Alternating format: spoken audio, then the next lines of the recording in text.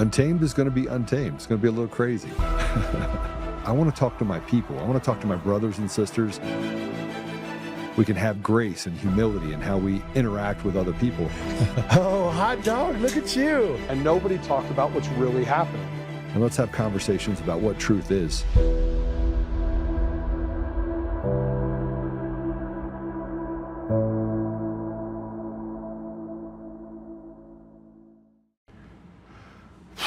Man, good morning, good afternoon. I guess it's good afternoon. We have a pretty amazing podcast today. We'll have two guests. Our first guest is the governor candidate, Scott Bottoms. He is the candidate for the Colorado governor. And I'm going to tell you a little bit about Scott. We got a chance to talk. I kind of got a little bit unglued on all the candidates that were running for governor. I was a little upset. Basically, misunderstanding, you could call it. I lumped everyone together with what is what turns out to be a walk the political line and not have any sort of strength towards what is right and what can restore what's happened in Colorado over the last decade. So let me just tell you a little bit about Scott, and then I'll let him tell you a little about himself. He served as a state representative for Colorado House District 15, El Paso County. He's now in his second term. He has a near perfect score. I think it actually is a perfect score for protecting Colorado's core values: faith, family, and freedom. He advocates for smaller government, local control, and restoring integrity in leadership. And, you know, being in the state house in Colorado is very difficult because it's radical. And the radical things that are happening in this state are giving California a run for their money. The people in Colorado feel like they're held hostage. Let me tell you a little bit more about Scott. He was in the U.S. Navy. He did 8 years, and he's also a lead pastor of the Church of Briargate in Colorado Springs. He's been there for 13 years. He previously was ministered in Strasburg and Rocky Ford, and went to Colorado Springs to, man, I guess get a grip for faith back on Colorado Springs. It's pretty tough down there right now. Everyone says that it's the Bible Belt of Colorado, and boy, it's lost its way a little bit. So I'm not going to waste a lot of time because I want to. Actually, you know what? I am going to tell you a little bit about his personal life because I think that's important. He's been married to Linda Bottoms, his beautiful wife, for 34 years. They've raised 3 children, have 2 daughter-in-laws, and 3 grandchildren. He's deeply rooted in Colorado, and frankly, he's running for governor to restore accountability, defend the constitutional rights, and return power to the people of Colorado. So I'm not going to waste a whole lot more time. Scott, welcome to the show. Yes, thank you, Joe. I appreciate that. It was a great introduction, too. You know, I came out pretty harsh on pretty much everyone. Some that have run for governor more times than Joe Lewis got hit. But you stepped in. What made you want to run for governor? Let's start there. What made you want to run? So this is a pretty big answer. I'll give the nice skinny slice of it. But so being a pastor in Colorado now since 1996, I've been a pastor for 35 years actually. And just seeing when I moved to Colorado, and I was born in Colorado, and moved to Texas when I was a kid, came back. I've seen Colorado completely transform into something that is almost unrecognizable. And I don't mean recognizable in relationship to itself, like Colorado has become unrecognizable to Colorado. I'm saying for any state in the United States, or any concept of a free state of the United States, it makes no sense to me what we've done. So I ran for representative. That was kind of outside my wheelhouse. I'd never seen myself as that. And then I really began to think and process, and my time in the state house really made it clear to me, we have got to change the state. I could tell stories right now that of bills we've passed, of conversations that are being had, things that are coming out of the governor's office, that most of the people in the state of Colorado would think I'm making it up. It is so egregious, so bad. And so give us some examples. I mean, I've seen some of the stuff they've done with abortion, where they basically said late term abortion, the baby could be born, and Yes. You can actually kill the baby out of the womb. Yes, and that is not hyperbole. That's actual fact. You can have well, they call it an abortion, but once a baby's born, I don't understand how the term abortion applies. But you can kill a baby, and the doctors will participate in this, and we know this because we have testimony of people that this has happened. They will just allow the baby to lie on the table until it dies. That's a what we would call a post birth abortion, And that's happened in Colorado. That's happened in Colorado. We have specific examples of that we know for sure. I'll give you one example that we tried to pass a bill for 3 years in a row. We tried to pass this bill, and basically the bill was saying that if you buy a child to rape it, they try to use the term prostitution, but you cannot have prostitution for a 12-year-old. Okay, that's rape, and so. We try to pass a bill that says if you buy a child to rape it, you have to serve at least 4 years in jail. And I was very uncomfortable. I sat on the committee. Not only was just 4 years. Just 4 years. I sat on the committee and I argued that it needs to be life in prison. In Florida right now, you can get the death penalty for pedophilia. Yeah. So in Colorado, we were saying, well, let's just do 4 years. Because why? 90% of the time, these people that are buying these children to rape them are getting off on probation. 90% of the time. So I specifically asked the police officers, sheriffs, different groups that came through that were in law enforcement to answer the question, because they were trying to get us this 4-year sentence. They were trying to help us with this. And I asked, what is the youngest child that you personally have walked in and caught the person raping? And the demographic for the buyer is white males 40 to 45 years old. So the children that they're raping are over 70% minority kids. So I thought for sure the Black Caucus would get on board with this, and they were adamantly against this. But I asked hold on a second. They were against holding a rapist that would rape a child that's mostly minorities. Yes, they voted unanimously against it. Not one Democrat voted for it. And I'll give you another one. One of the members of the Black Caucus, she argued that the actual victim was not the child, but it was the buyer. This is recorded. You can go listen to it. Well, right now they're getting off on probation 90% of the time. And the police officers told us that these children, that the youngest that they personally came in on, every one of them said the exact same age, 2 years old. And they're getting off on probation 90% of the time. And the Democrats in the House are voting unanimously to hold them accountable for anything. And I personally said on the committee, I think that they should serve life in prison. And on top of that, I think that they should have a surgery, and I would do the surgery. I volunteered for that mandatory surgery. Is it surgery or just cut it off? Just cut it off. Shears. Yeah, you can call it whatever. Because I am a doctor, but my doctorate is in an intercultural spiritual leadership, so I think I could do it. That's pretty good. I mean, spiritual leadership, you can. I can do a pretty decent surgery for that. So yeah, we just break the glass and just. This is where our state has come to, and I just did a recent interview, and this was a national interview, and there were people out in different states that were texting in and saying, "There's no way that this stuff is happening in Colorado." I said, "Just do your homework. I can show you the bill numbers. I can show you what's happening." Yeah. So. Okay, so let's back up. This is law. They can kill a baby outside the womb. You have cases that they've actually done this. Yes. You have 90% of the pedophiles in the state of Colorado, so it's a safe haven for pedophiles. Colorado is the most pedophile-friendly state in the United States, and we're also the most human trafficking-friendly state in the United States, and this is according to our laws. Yeah. And there was a case up in Fort Collins of a man who was found not competent to stand trial, so they released him back into the public. And he tried to abduct the child off a playground. Yeah, that was actually in Aurora. And we did 2 different press conferences on this. The reason is because we passed a law in 24. You can look the law up. It was 1034, HB 24, 1034. And this bill basically made it so the bar for finding people incompetent in Colorado just went to the basement. It is so easy to find anybody incompetent now. And I'll give you something here that was irritating to me is we were having these conversations within our groups. I am one when the bill came back from the Senate, and this is the final version of the bill. I am one of 2 representatives, either in the House or in the Senate, that voted no against this bill.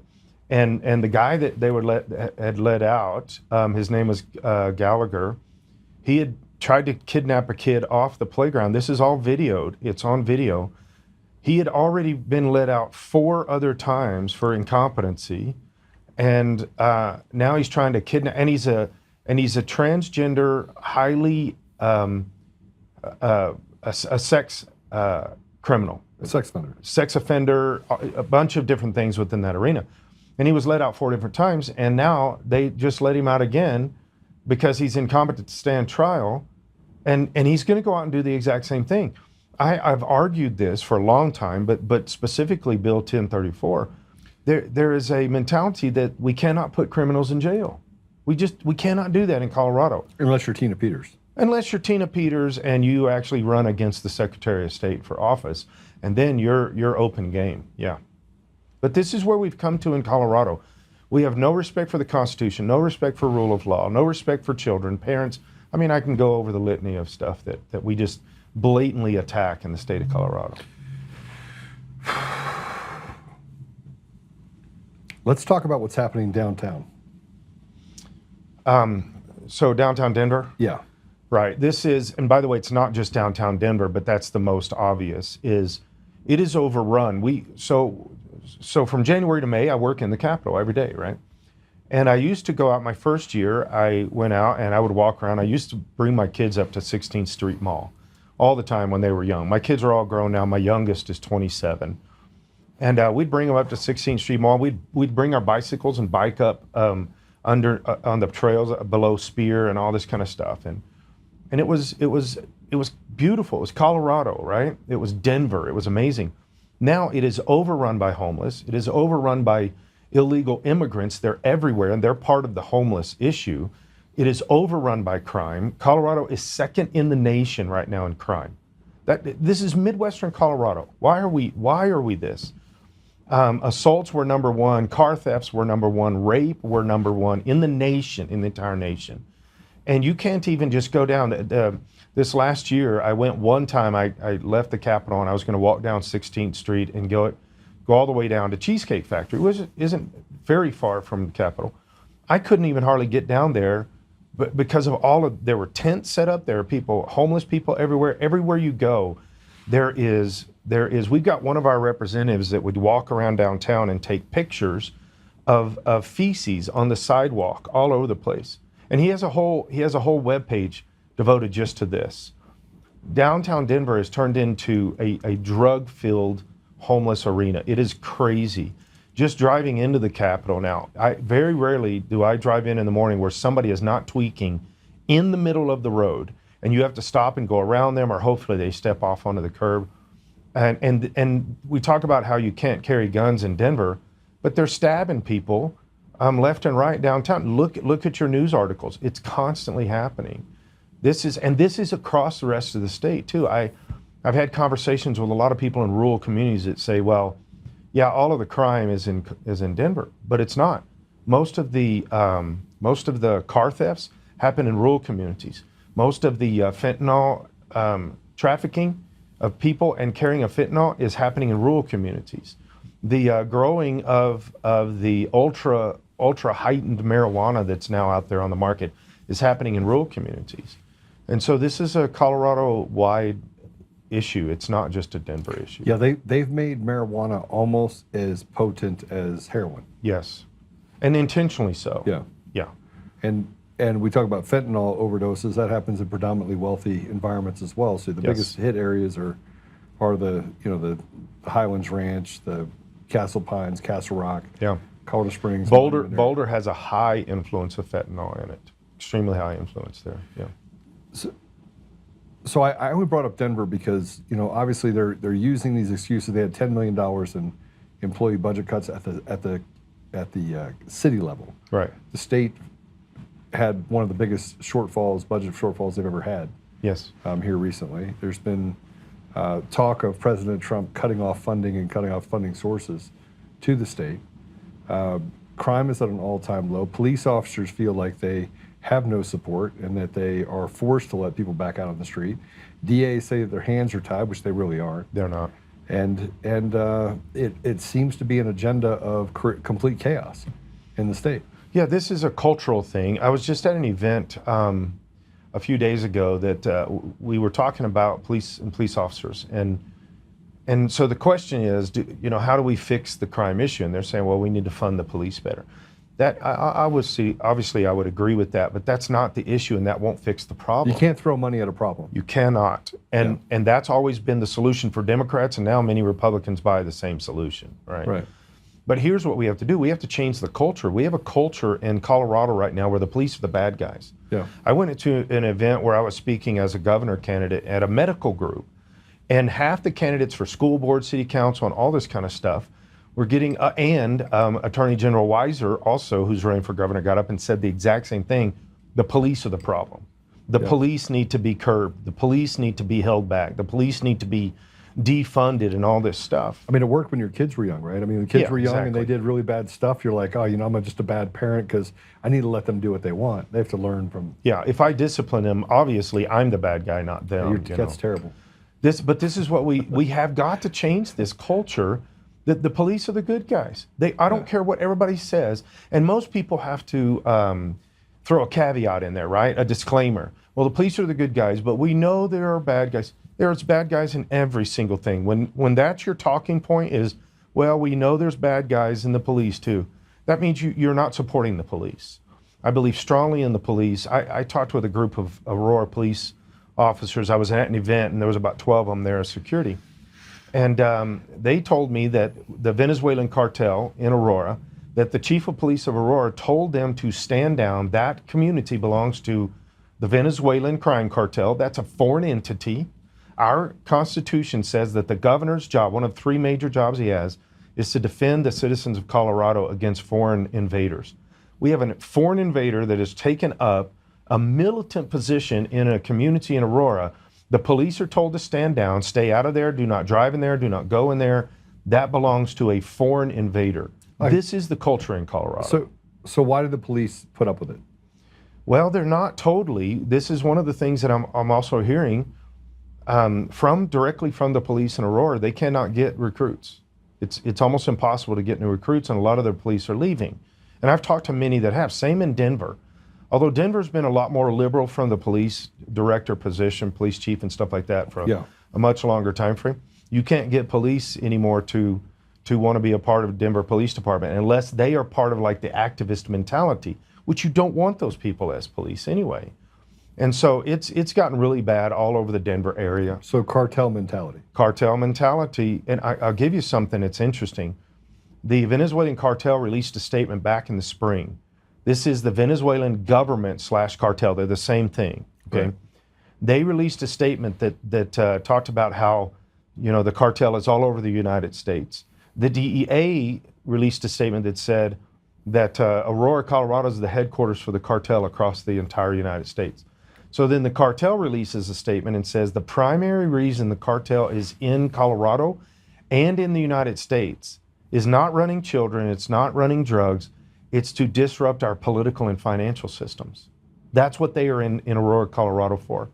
Why? So that they can have these revolts and they can have these protests and they can have like BLM Antifa type stuff where they tear the city up. And the Democrats are helping finance this. I can give you exact bills where they've done that. And it's to disrupt the system so they can tear down our republic and rebuild a Marxist mentality in its place. In the last 7 years, the budget for the state of Colorado has doubled. Yes. Crime rate has gone through the roof. Services, education has all gone to the toilet. Education, we've fallen almost 14 spots. Right. And this used to be the bastion. This used to be the place where people were proud of the fact that it had a high education standard. It was a safe place. You could leave your door open, even in downtown Denver. And it's not like that anymore. It's completely the opposite, and it feels like it's been done on purpose. It's intentional. I believe very strongly it's intentional. Colorado Springs was voted, 3 years ago, maybe 4 years ago, as the number one city in the United States to move 2020. to. 2020. Yeah, that sounds right. Now they're like 400 and something. Part of the reason is because there are homeless everywhere, and a lot of these are illegal alien homeless all over the place. Crime is up even in Colorado Springs. The idea that somehow Colorado Springs is still this conservative city is just not, it's not playing. And I talked a little bit about that in the fact that they've taken away the ability for even the church. It used to be you know, focused on the family. You have Womack Ministries, Charis Bible College. You have all these big organizations down there, and yet around it you have this institutional rot. Yes, and a very unchurched mindset that is setting in, not just unchurched, but anti-church. And even coming back to that, Colorado is also the 6th most regulated state in the United States. Since COVID started, we lost 40% of all of our businesses. And some people say, well, that's the pandemic. No, it wasn't. Many governors opened their states up very quickly after the whole fake pandemic thing that hit the United States, and their states took off. We had many businesses that moved out of Colorado and moved into more friendly states. I know of a few 2A kind of companies like Phoenix Weaponry that they moved out. They moved to Wyoming because they're being attacked. Every law is attacking. You can't start businesses. Yes, Magpul pull out. You cannot start a business hardly at all in the state of Colorado, and keeping your business running is almost impossible. And now the biggest attack that we're seeing, I mean, we're seeing it on property owners, all kinds of stuff, but now restaurants are having a really hard time staying open in the state of Colorado because some of the new laws this last spring. So I have to tell you, you talk about these problems, and these problems are exacerbated in the poor community because most of the poor communities then end up being held hostage by crime, held hostage by food deserts, opportunity deserts, education deserts. First 100 days in office, how are you going to fix it? Well, I've got a few things that are some of my favorites. I can give you a bunch, and a lot of those are on our website. I do have a pretty extensive plan, and we have most of our first 100 days already outlined, what we're going to be doing, and we already have a lot of people that we've kind of are looking at for a lot of our positions across the state, committee chairs, all those kind of things, and a lot of the places that the governor appoints. Okay, but let me give you one example of just specifically within the education realm. So my first priority on the website is that we're going to reclaim parenthood and childhood. Okay, there's a lot of things that go along with that. In fact, and including we're going to be coming after family courts and CPS. That needs to be doged. That needs to be cleaned out. There's no accountability for family court judges. All other judges in the state of Colorado theoretically have an accountability process. I would argue that you have a 90% problem in Colorado with judges. Oh yes, it's rotted to the core. It is rotted to the core, but at least on paper there's an accountability, right? I don't think there's accountability. But how? I mean, let's talk about that for a minute. You had a Supreme Court in the state of Colorado that voted all the way at the Supreme Court level of Colorado to pull President Trump off the ballot. Yes. That actually happened. Yeah, because they're broken and corrupt. I'll give you a great example that never got any media play, but it got me. My first term as a representative, I'm sitting there, and every single year, your first week or two, you have the state of the state where the governor comes in and talks to all of us. The Senate comes over and comes to our chamber, and we all sit there and listen. And then you have the Chief Justice of the state of Colorado come in, and they give a speech, and you sit there and listen. Well, now we have a new Chief Justice, but my first year we still had the old Chief Justice. And he came in for an hour. He gave a speech about how they're under a lot of investigation because of sexual harassment in the workplace, disrespect for people. There was like 5 or 6 different things they were being investigated for, including financial corruption. Yeah. At the highest court in our state. That case is still going on. Yes, it is. It's a QTAM case, a basically sealed v. sealed. Yes. That does not allow anybody in the public. We're not allowed to see it, right? And they're trying to get permission from the federal government to go after the state. Yes. Corrupt apparatus. And these people are corrupt. Okay. Our Supreme Court is corrupt in the state of Colorado. Yeah. You can look at that one stupid vote that displayed how corrupt they are. But the Chief Justice comes into us and he spends an hour talking about all these investigations and everything going on. And then he had the audacity to say this. And by the way, it is recorded. You can go and see if I'm telling the truth about this. Then he has the audacity to say, because it's all sealed, and that's the key as to why he could say this. He said, don't worry. We've done a lot of internal investigations and we have found ourselves to be innocent. And we're supposed to sit there and take that rot. This is who we are in the judicial system in the state of Colorado. One of the things as governor is I'll clean house in the courts. Yeah, but see, here's the problem, and I agree it needs to happen.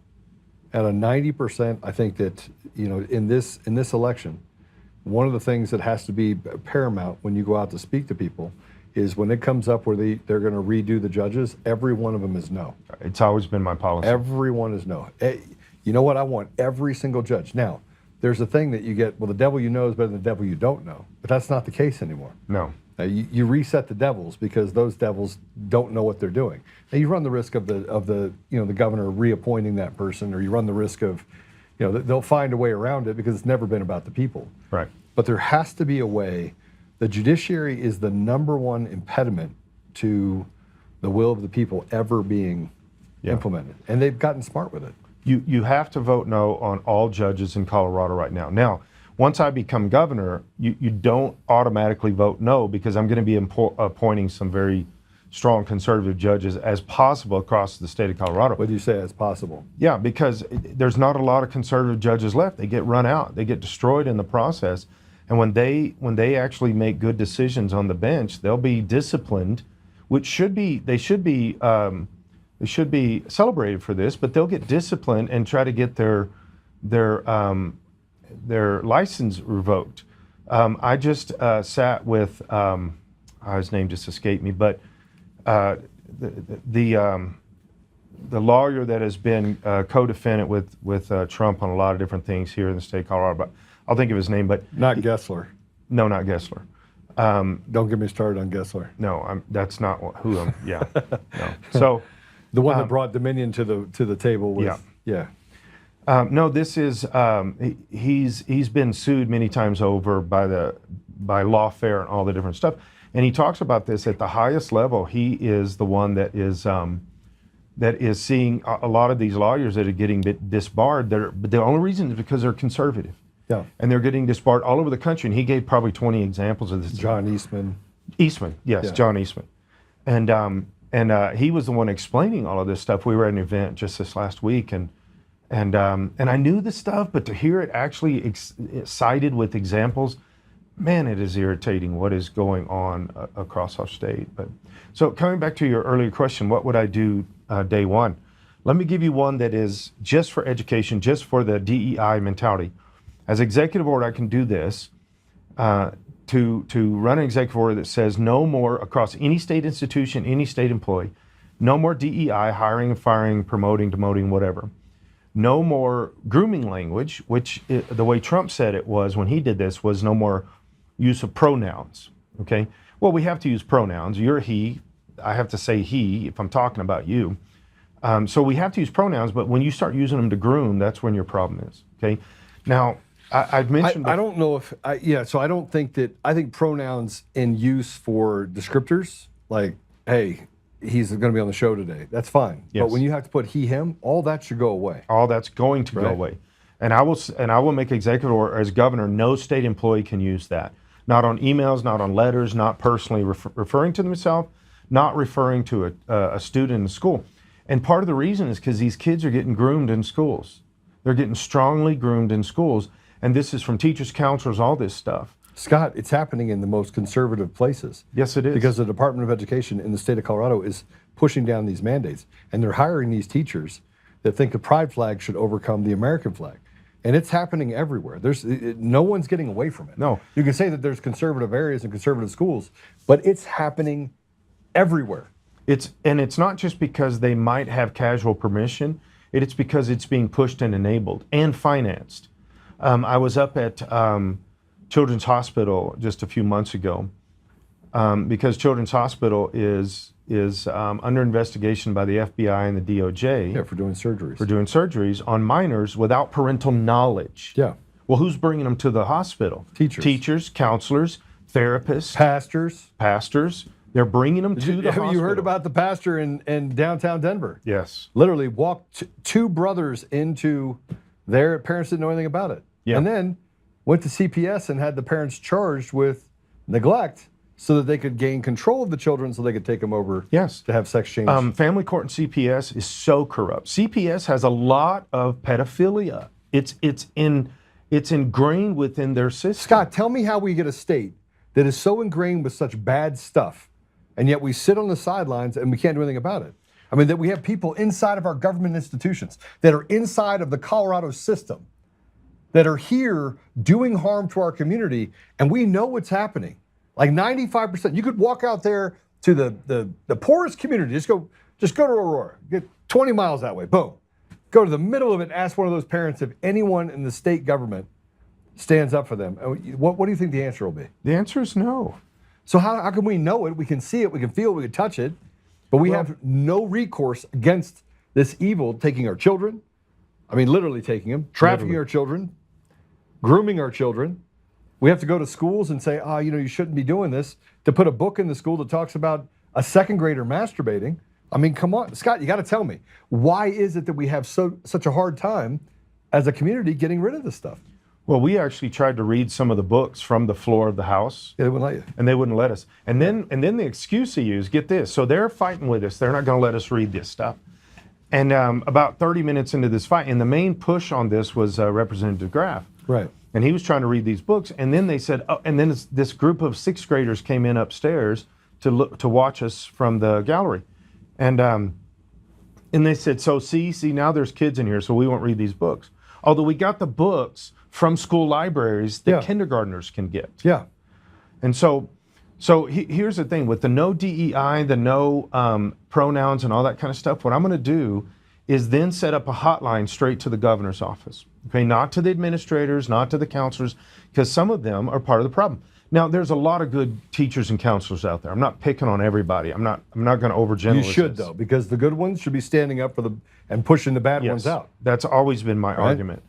But here's what happens is now any student in the state of Colorado can call the governor's office directly and say, this counselor's grooming me. This teacher's grooming me. They are not allowed to use pronouns. Not now. Well, no, I'm saying once I become governor. Okay. All right. They won't be able to use pronouns. They won't be able to do anything to manipulate the child, because right now all the pressure is pushing these kids into the grooming talent, all of it. You take the average 13-year-old 8th grade girl, how much pressure is on them to be a boy? You got to act like that. You got to. Well, now I want those teachers and counselors across the state of Colorado that are the bad guys, that are really playing the games and hurting our kids. I want them to be scared to death of Governor Bottoms, that we will come after them. And I've had people say, well, teenagers are, what if teenagers abuse this? Of course they will. Teenagers abuse everything. But we will have an investigation team that will take care of this, and it won't be a witch hunt, but we will take you down if you are hurting our kids. You keep your hands off our kids. I don't care what group you're part of or what group you think you have the right to. That is pedophilia, and you're going to go to jail. Doctors are going to go to jail. Administrators are going to go to jail, because that is child abuse and pedophilia, and it will not exist under my administration. The administration is always hamstrung by what? Same as it is for President Trump. Well, in our state, it's the House and the Senate. Judiciary. Judiciary Because also. the executive branch is always checked by the judicial branch. Right. And that same, trilateral motion of making sure that you have the ability to check each one of they can overrule you, which is what they're looking for, is a supermajority in Colorado. Yeah.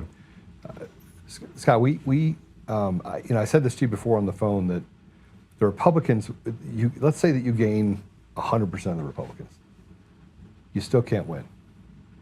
That's true. Okay. So how are you going to get the poorest? You're not going to get the radical left. Right. Right? Just give up that 10%. Those loudmouth demons are not going to vote for you. Right? They're a synagogue of Satan. Right? And I do not expect that. So. Okay. So now you have to talk about the 90% of Democrats that are out there. And I'm just talking about Democrats. I'm keeping away from the independents right now. Yeah. How are you going to get them in the poorest of communities to give you a shot? Well, we actually have some very good information here that we've been seeing develop for quite a while. I'll give you a few examples. We have had Democrat leadership that have come to us and admitted that they're going to lose seats in the House and maybe in the Senate, but definitely in the House. Okay. Now, I've been shouting this from the rooftops to the Republican leadership. They're a little reticent to listen to me. Some embrace what I'm saying, but we know from our numbers, and we've got this mapped out county by county, vote by vote. We know that we can flip 14 seats in the House in 26. Most other Republicans are saying, well, yeah, 28's our year. 28's not your year if you don't win 26, because they're going to lock down on the voting machines. They're going to lock down on mail ballots. They're going to lock down that our elections are broke and corrupt, and they're going to lock it down, and they're going to put more people like Tina Peters in jail for trying to stop it. All right, so let's talk. Let me just back up on that because I really want to hit this with the Democrats. You have nearly 70% of the people out there that know the election in 2020 was stolen, but there's been a reticence by the Republicans, especially the establishment, to admit what is going on with our elections. Obviously, you know where I've gone over the last 5 years. Hasn't been fun. It's been, right. And I gave you a tour, so it's obvious that from a tech standpoint, I kind of know what I'm doing. At least I'm faking it. It looks like it. You fake it well. Right. So given that, we still have machines, we still have mail-in ballots. You're fighting an uphill battle, which means you have to convince Democrats and you have to convince independents that are left-leaning that taking a chance on you is going to be like they have nothing to lose. Yes. So what is that pitch? I mean, the machines and mail-in ballots, they got to go. Yeah. And if they don't go in 2026, our country's done and we're all dead. Yes. That's what I believe. I believe that strongly. So a lot of the information that we're getting now, we do all of our own polling, statistics, analytics. We've got great teams that do that across the state, right? Okay. We've been doing this since December. We know where we need to get these votes. We know we need 350,000 Democrat votes from Denver to Fort Collins, including Boulder. Well, here's the information that is actually coming into us that's way stronger than what we thought was going to happen. We thought we were going to be pulling teeth for every single one of these Democrat votes, but it's not going to be as difficult as we thought. Still going to be an uphill climb, but here's the reason. 80% of the state of Colorado do not like the idea of the grooming. Okay, that is a solid statistic you can check on a lot of different sources. That means Democrats, Republicans, unaffiliated independents, libertarians, you can't have 80% of the state without having most of the Democrats involved. Okay. Well, let me. I mean, I need to stop you there. A part of every platform has not talking about the reality of the Democrat voter, which is that the machines and mail-in ballots are largely selecting who gets into office. Yes. So, are you prepared to talk about the fragility of the election machines and the mail-in ballots and how corrupt it's been for the last 20 years? I mean, is that even a part of your platform? Yes, it's a major part. And how do you talk to the Democrats about that? I mean, it should be the first thing out of your mouth. Because the disenfranchisement, by the way, is not me. Right. Like, I'm not disenfranchised. I can just up and move to Texas. Right. I can go anywhere I want. When you go to the poor communities where crime comes in like a tidal wave and you have food droughts or deserts. I mean, you're talking places where Walmart's like, I'm done. Yeah. They've robbed the house, I'm finished. Right. Or education deserts where the teachers are some of the worst you're ever going to find. And the kids are treated like animals by the police, and it's a school to prison pipeline that was created. How are you going to give them back their voice if you don't talk about the fact that your vote's already stolen, your voice is already stolen? They've already forgotten about you in the Democrat Party. Yeah, I tell you, one of the big things that makes it easier. I do talk about this everywhere I go. This is a major subject for me because I have watched. I've looked at the numbers. I've watched where entire districts were. Their votes were stolen. They didn't actually have a voice. Well, if you go, it doesn't matter which district. If you go to a Republican district or a Democrat district or a largely unaffiliated or whatever, if your vote is stolen in one district, it can be stolen in any district. So here's the thing that's happened a couple weeks ago that everybody is up in arms about. Some are positive, some are negative, but this guy that bought the Dominion voting machines, and he's changed it to Liberty whatever, okay? Well, I see all over the place online, I see Republicans shouting this as a major win, okay? Here's my problem with that concept, is the reason they're saying it's a win is because now we've got somebody on our side, theoretically, although I don't think the guy's on our side, but that's my opinion. You're talking about Liberty Vote? Yes. Yeah, the guy's, he wrote an email that said, business as usual, don't worry about it. Yes. You know, different name, same business, right? Well, here's my argument. Let's say this guy's a hardcore conservative. He's not. He's not. I've been trying to tell Republicans that, but they're not listening to me. He's terrible. Yes. Yeah. I agree with that 100%. But let's say that he was like Trump's son, Barron, okay? And he's the most conservative guy out there, whatever. I don't want anybody messing with our elections. Right. Conservative, liberal, it doesn't matter. If I win governor because some guy tweaked the votes, then I'm not really the choice of the people, and I will not be able to do what I need to do, okay?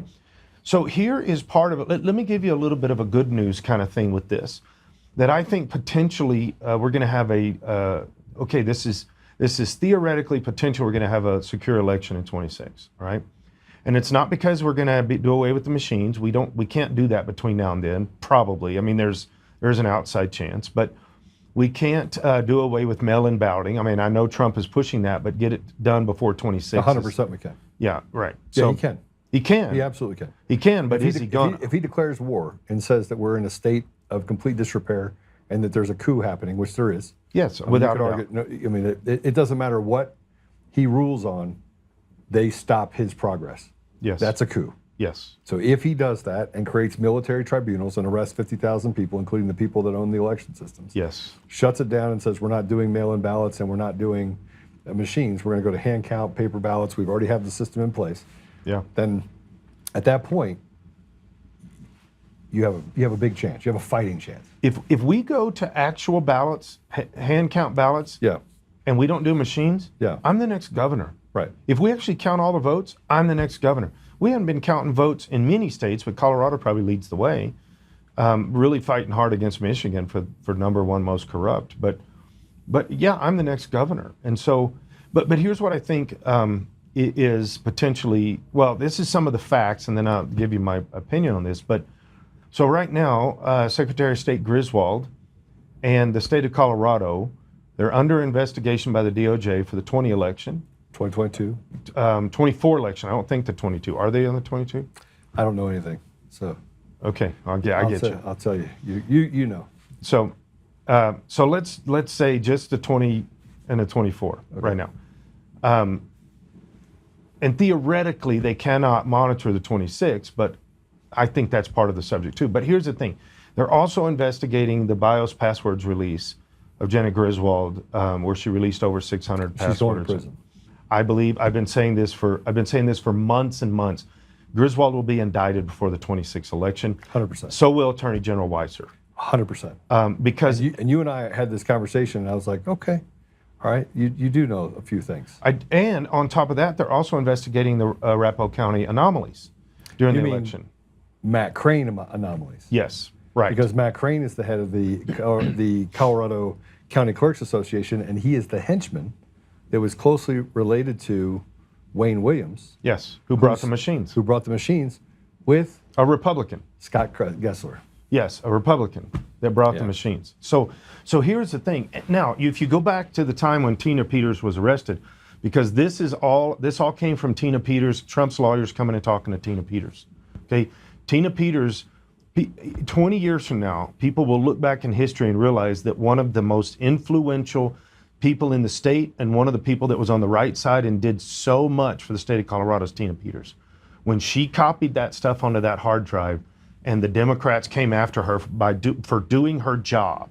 Okay, I am sick and tired of Republicans saying she's a distraction, she belongs in jail. We just did a governor forum Saturday night, and Senator Kirkmeyer, a Republican running for governor, stood up and said, "I will not let Tina Peters out of jail." Well, part of the reason for her is because she was best friends with the lady that was the president of the clerks association at that time, right? It's all part of the problem. And closely related to Pam Anderson, who interfered with Tina Peters becoming the Secretary of State nominee for the Republican Party. Interfered greatly with that. And they stole that. That was in 2022 when Tina ran. I picked up the anomalies and said, here's what it is. I sent all the information to the FBI, to all the CISA. I was like, look, it's blatantly obvious that Pam Anderson did not win this nomination. Yeah, but if you control the machines, and here's part of the subject that has to be addressed and will be addressed by this investigation, all these investigations. The Democrats are not the only ones got their hands in the pie when it comes to controlling the machines. Two wings of the same bird, Scott. Yes. Two wings of the same bird. Yes, and so all of these Republicans that keep saying Tina needs to be in jail, when I'm governor, I'm going to ask for a formal apology from all of them, and I think they should all be censored and removed from the Republican Party. When you're saying that one of the people that defended our party, defended truth, and defended our rule of law and our voter system, which voting is the most important thing that we have as citizens, our vote. And you got Republicans that are part of this conversation all over the state. I'm done with those people. But either way, so because of these investigations and some other investigations that I won't talk about that are more on the sedition of America side, not just the voting issues. I'm very familiar with those. But what I think, this is now that's all facts. Let me give you my posit, okay? And I'm sure this is more hopeful than it is actual, but here's what I think. Tina Peters, Attorney General Griswold will both be, not Tina Peters, Secretary of State Griswold, Attorney General Weiser, they will both be indicted before the 26th election. Because of that, there will be so many people. Griswold's second in command right now, that guy is a spineless wonder. I think he'll actually turn state's evidence. There's a few of them, and I actually, this is what we found in Dominion voting systems, is it was very easy to flip people that used to work on the systems and the machines. Yeah. I got to keep a little bit quiet on that because I still have the Eric Coomer deal. But when you have people that are radically involved in tilting elections, and your senators here, you've got to rely on people that are inside that system, which is how they got this case against Weiser and Polis and these judges. It's because people on the inside were like, "This is nuts." Like I'm a Democrat, and what you're doing is absolutely disgusting. Well, and this is coming back to some of the earlier question. This is how some Democrats across the state of Colorado will vote for me, is because they're recognizing when all of a sudden the indictments come down and we start seeing evidence displayed publicly, a lot of these Democrats are kind of on the fence. They want to be good, loyal Democrats, but they know not only are we grooming our kids, not only are we destroying our state in crime, but we also know that internally we are lying to the people of Colorado and we're playing with their vote. And everybody wants their vote to be counted no matter which party you are. And unaffiliated, a lot of them, they're watching this vote corruption stuff. That's one of the biggest subjects to the unaffiliateds, is the vote corruption. So I think there's a possibility because of that, and because there will be so much investigation around this and so much going on, I think this might be one of our more secure elections we've had in 20 years. I think fear alone will keep people's hands off the knob. No, because fear should have done the same thing with President Trump. Yeah, I hate to say it to you, but I'm just going to tell you that if I was a betting man, I would tell you that they've already doubled down on double green zeros, and they're going to do it all over again because they keep winning. Yeah. Right. And the left is anything other than shameless. And when they're desperate, desperation sets in. They don't care. They already know they're going down anyway, so they're going to do everything they can to maintain the charade. Yeah. And you saw that today. There was a thing that Decker put out that Matt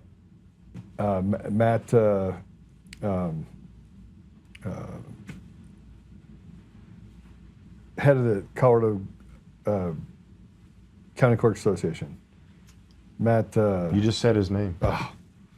What is wrong with me? I hate that guy. Okay, hate's a strong word. I probably shouldn't say hate. I don't hate anyone. I pray that he redeems himself or goes straight to hell when he dies. Well, Trump said he hates people. Yeah. I don't hate people, but Trump did say he hates people. Look, the last 5 years have been hard on me. I live in a house of bulletproof glass and thermal cameras. Yes, I mean, it's hard for me not to hate people. It's hard for me not to want to punch people right in the face. Right? My security in all kinds of different layers of life. Now, I don't have a security team. I don't know if I should say that publicly, but my security at my church is amazingly strong because if I speak truth, you speak truth. The left doesn't have dialogue. The left will assassinate you on a campus in Utah. Yeah. That's what the left does. The left he got betrayed too. I mean, I'm going to tell you what He did. I know way too much about that investigation and what came out of it. Yeah. And I'm telling you two things. One, he wasn't shot by a 30-06.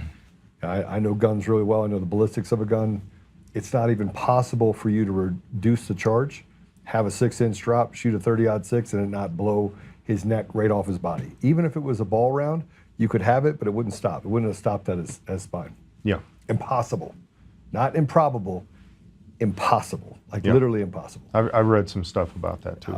But also given that, it's been soup salad where they wouldn't let people investigate. So they wouldn't let the local police investigate and do their job. They took full control over a state crime scene. And what's come out of that is that the amount of Judases, this is what I worry about with President Trump and a strong candidate on your side, right? Right. Which I'm going to ask you some tough questions here in a minute about that.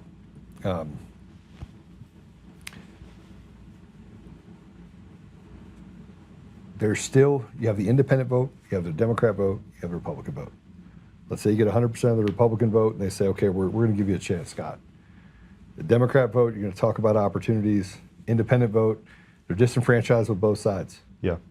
So how are you going to then win this group, largest group voting bloc in the state of Colorado? 52%. So how are you going to handle that group and not compromise on your values? Well, I think compromising on our values is what has driven a lot of people, at least from the Republican Party, into that group. I talk to people all the time, not like 10 or 20, but like hundreds and hundreds of people, that the reason that they're independent or affiliated is because they felt betrayed by the Republican Party. That the Republican Party spends all of its time fighting, and the only time they are actually getting engaged, they're trying to be some kind of spineless thing in the middle. Well, people don't respect that. It doesn't matter which party you are, they don't respect that. Are you pro-life? I'm pro-life to the core. There is no such thing as in case or except for cases. If you believe that babies can be murdered, it doesn't matter when you put rape or incest in there. That just means you believe babies can be murdered. I believe that babies should not be murdered under any circumstance. Rape and incest is not a caveat that says that baby did something that deserves dying for. But the person that raped that individual should face the death penalty? Oh, I believe that. I'm a death penalty person to the core. That's not possible in Colorado, but who knows what our future will hold. If we have enough people in Colorado that get sick and tired of their kids getting raped, possibly maybe they could actually stop being a Democrat and vote for something that is legitimate. Let me ask you a question. How do you think we got here from a public standpoint, where teachers act the way they do and they've captured different institutions of education specifically? If you were to look at that specifically, just look at that. Do you think it's a social contagion? Do you think it's? I have a video I want to show you, and there's a reason why I want to show it to you, because it shows you just how weak the mind is, and me and Father Mahana talked about this yesterday, about how easy it is for a lie to take hold, but a truth going out in the thing, people resist it. Yes. It's almost as if they innately know it's a truth, but they don't want. It's a hard truth. They don't want to accept it, right? Yeah. I want to play this video. Let's go ahead and play it. This video should terrify you. She's part of an experiment, but she doesn't know it. Now you see these people, they're in on it. You see, she's facing the elevator exit. They're facing a wall that leads to nowhere. But because they're all doing it, watch what she does. She eventually folds and turns towards the wall, heading nowhere. Now maybe she was just a follower, but now the guy in the white shirt is part of the experiment. Everybody faces towards him. He looks confused, but in a short period of time, he turns around and conforms. Now this is where it really gets crazy. He's the victim, right? They walk in and they face him, and he looks really, really confused. Eventually, he folds like everybody else. But then he starts to spin exactly like how they're spinning. Crazy, right? The harsh reality is, that this is how most people are. It's easy to laugh and say that you would never be a sucker that does this, but most people don't understand the magnitude and how much people they're around affect their behaviors. It would be wise for you to be careful about who you're around, because everybody's a free thinker until they're in a room with a bunch of people facing the wrong direction. Yeah, I've seen that. I've seen that in the House of Representatives, where, well, they're my friends, so I have to vote for their bill, or we're all kind of leaning this way. And this is where I stand up and gripe many, many times. Just because you're saying that the group should think this way.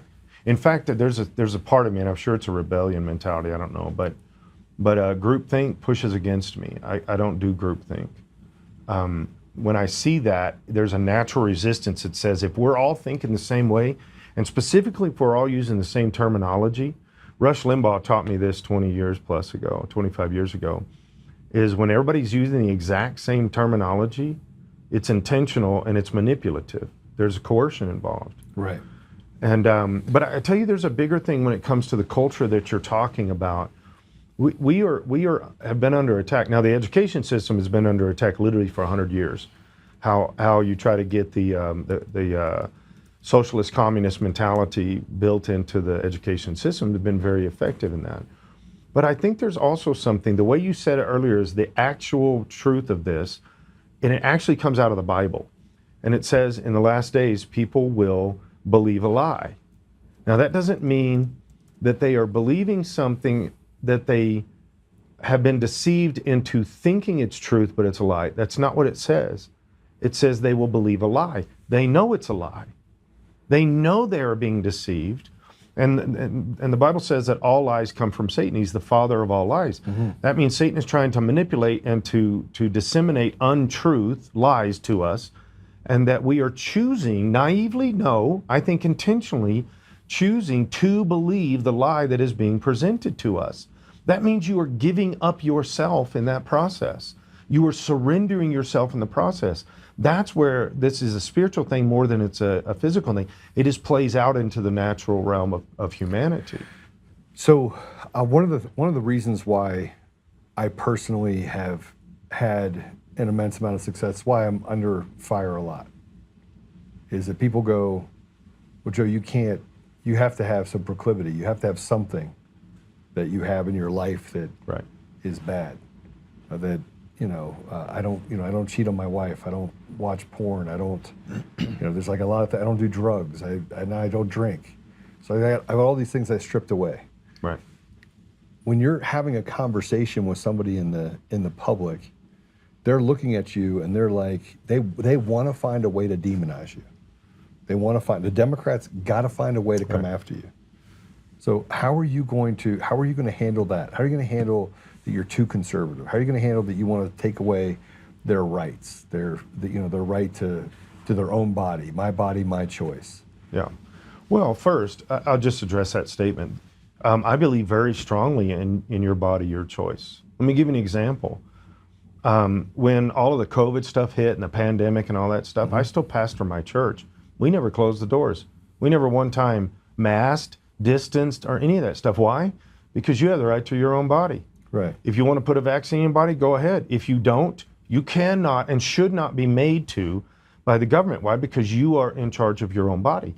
The problem with the subject when it comes to abortion is it's not your own body. There's another body inside. It's a different person. They have different DNA than yours. It's connected to your DNA. You can find the familial connection, but it's not the same DNA. That means it's a different human being, and you do not have a right to kill a different human being. Okay? Definitely this idea, you cannot murder babies. That's how simple it should be stated. So things like taking rights away, I don't believe in taking rights away. The gay community can be the gay community.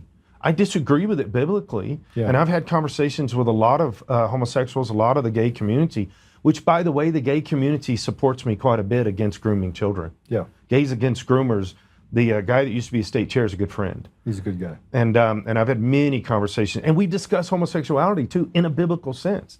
We've discussed that for a lot of hours. But the idea that I'm going to take rights away, I'm not going to take, if you're a dude and you wanted to wear a dress, I'm not going to take that right away from you. But the moment you start trying to do that with children, I think you should go to jail for the rest of your life. That is pedophilia. Keep your hands off our kids. That's not a right somebody has. A person does not have a right to sexually abuse a child, to sexually abuse to the point of surgery and hormonal therapies and all that stuff. That's not a right. Okay, I believe definitely in the rights of people. I believe in First Amendment right. Anybody that wants, and I've done this. I've said this. I've had this in town halls. I had this in meet and greets and all kinds of things where Democrats are there and they disagree strongly with what I'm saying. All right. What about let's call it all the dog whistles, prison reform, taking care of the poorest among us, Yeah. getting crime down. Do you think we should have a universal red flag law? Do you think we should restrict more the Second Amendment? I mean, there's just things in there that want to get rid of semi-automatic weapons. That makes basically the only thing you have is it's probably the most draconian law that's come into play in the country. Yeah, I'm not a fan of red flag laws for a bunch of reasons, but because I do get this. People ask me, and I've been a pastor for 35 years. I have worked with a lot of mentally ill people. Okay, I've worked with people counseling and all kinds of things. Let me give you a little example with some of the transgender stuff that we're processing. Years ago as a counselor, when somebody would come to me and they'd been cutting themselves, and cutting was a big deal 15, 20 years ago. Well, it's even become a bigger deal now. We're just moved from cutting our arms and legs to genitals. It's still mental illness. Right. It still needs to be addressed on a mental and a spiritual illness level. The problem is we don't address it like that because now the state has actually made this, enabled it, and funded it.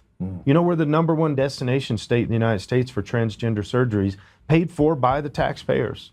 So anybody in the United States can have a transition surgery in the state of Colorado. This is why I tried to pass the bill that said if you're bringing minors across state borders for abortions or transition surgery, that's trafficking and that's a felony. Because children do not make those decisions.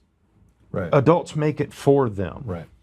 And so we're pushing all of these things, and then we use red flag laws to say, so for example, Trump 3 or 4 weeks ago said, well, let's say that all transgenders cannot have guns.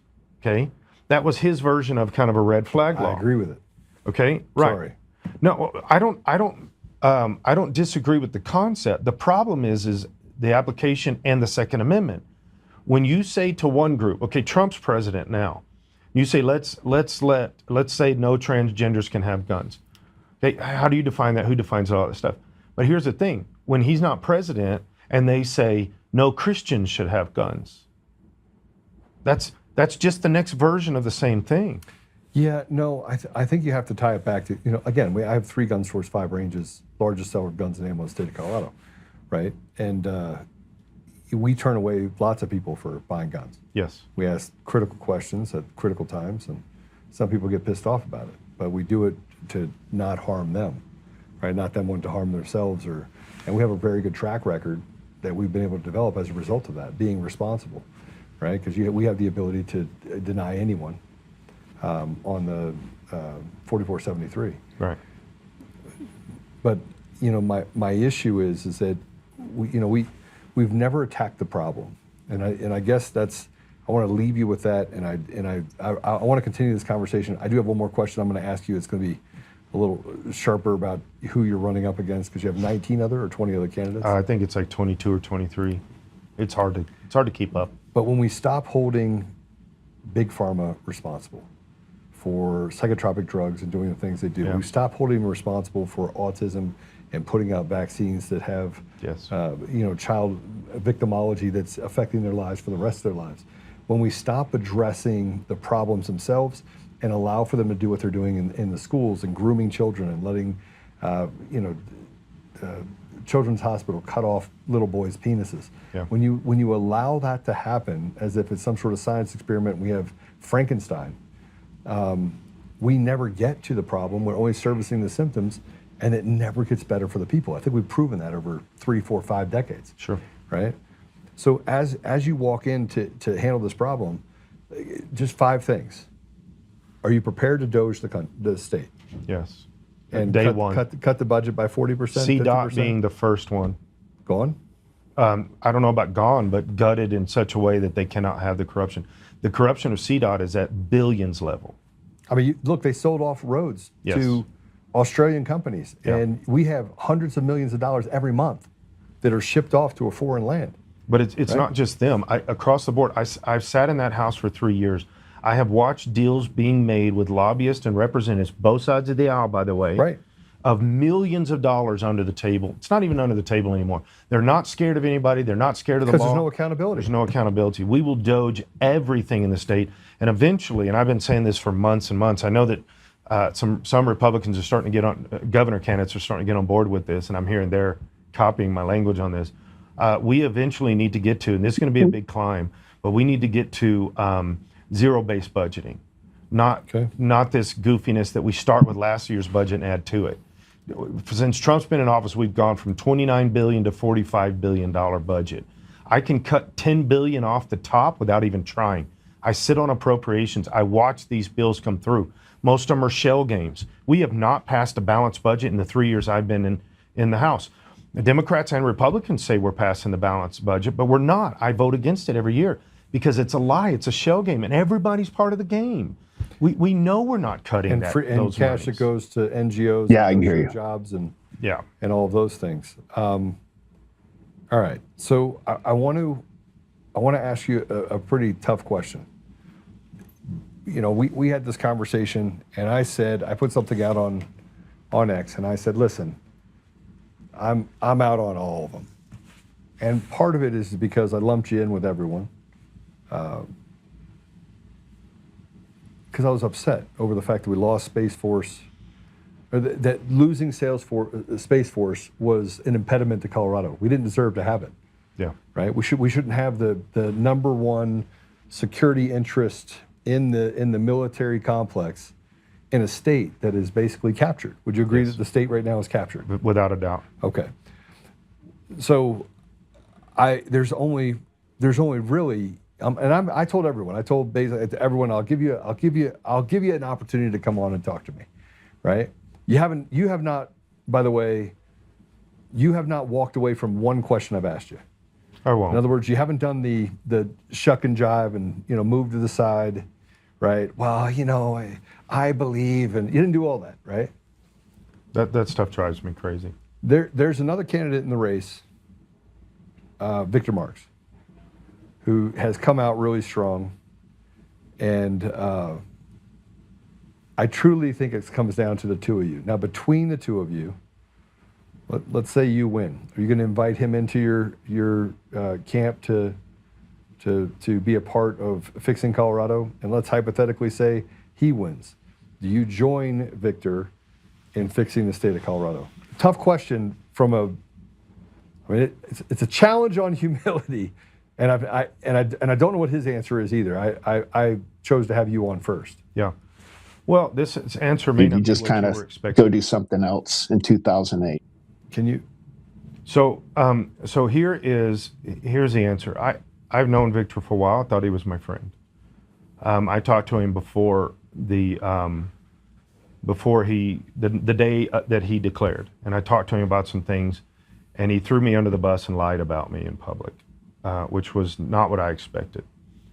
At that point, I actually had thought about this and talked about with my campaign team that maybe he could be a guy that could be my lieutenant governor. This was long before he started talking about being governor. And I'm going to be very careful how I say this, but since then, there's been a bunch of stuff that has come to light. I have had conversations with State Department employees, CIA employees, previous CIA. I wouldn't give any whole lot of credence to the CIA guys. Yeah, just so right. I understand how that works. Border Patrol in Texas, ICE, elected officials around the states that are governor's office level, and their teams, and they have revealed a bunch of stuff to me about Victor Marks that will be coming out over the next few months. Because of that, not because of my previous relationship with Victor. If you would have asked me this 2 weeks ago, I'd have said, sure, I can work with him. I could bring him into my group. I cannot say that anymore, and the reason is because I know a lot more stuff that's going to be coming out, and I will not work with him under any circumstances. So I'm gonna leave this with you just as not trying to teach the teacher, but I will say this: if you go to my Wikipedia page, you'll get one side of me. Yes, same with me. The first 8 people that work for me they still work for me, right? It's still inside of my company. I've been married to the same woman for a long time. You've been married a long time. The things that they've said about me, yeah, I am a hard ass. I will tell you right now, I can hold a Fabergé egg, or I could smash somebody in a minute, throw them around like a rag doll. I choose peace, but it's not because I'm not capable of war. So there's a lot of things that people have said about me of late. I mean, I had to settle something up today. People that said that they were my friends, that walked around disparaging me in public, doesn't make it true. Right. So I know you have a forgiving spirit, because I was pretty pissed, and I basically went after everybody, right? And you're sitting in front of me right now. Right. I just think that the strength of the two of you, because I basically said, I'm not going to get in the race. Yeah. But I won that straw poll 74% in 2022, Yeah. which would have eliminated everybody Right. at the caucus. I don't think I'm the guy that wants to be in that race. But I want to leave you with the fact that maybe it's true, maybe it's not true. You bring a lot of things to the table that I think restore that integrity to a position that has lacked it for decades. But are you willing to mend fences with strength? Yeah. Can strength and strength operate in the same environment regardless of who prevails in that environment? Yeah, and I told Victor when I talked to him that afternoon, I'm never going to attack him. If all this stuff that I'm seeing, and I'm seeing data, not just information, if all this stuff is true, I can't work with him. I literally can't. If it's not true, I can work with him. I can work with anybody. That's not my problem. My problem is not, I don't have an ego that says I can't. But if this stuff is true, then the corruption is at extremely high levels, and I can't do that. I could not bring that into the administration. And it didn't matter whose name would be attached to it. At this level, it would be very frightening to bring that into the administration. Right. Now, again, and I'll say publicly right here, if all that stuff is proven to be not true, sure, I can work with it. Okay. Yeah. I'm going to ask him the same question. Sure. Right? I think I owe it to both of you. Yeah. How do people follow you, and how do people give and support you? So scottbottoms.com, that's the website. There's a giving portal on there. There's a few options. You can go to WinRed, Anodot, all this kind of stuff. We definitely need a lot of campaign contributions. We know Bennett's going to have probably 50 million, right? We believe we can do it with 7 to 10 million. We know that our grassroots ground game will eclipse anything Bennett's doing. And also you can send out emails, you can send out videos, you can look at the stats of stuff that I'm saying. Don't take for granted that I'm telling the truth. Look up the information, Google stuff. Don't go to Wikipedia, they don't like me. They don't like me either.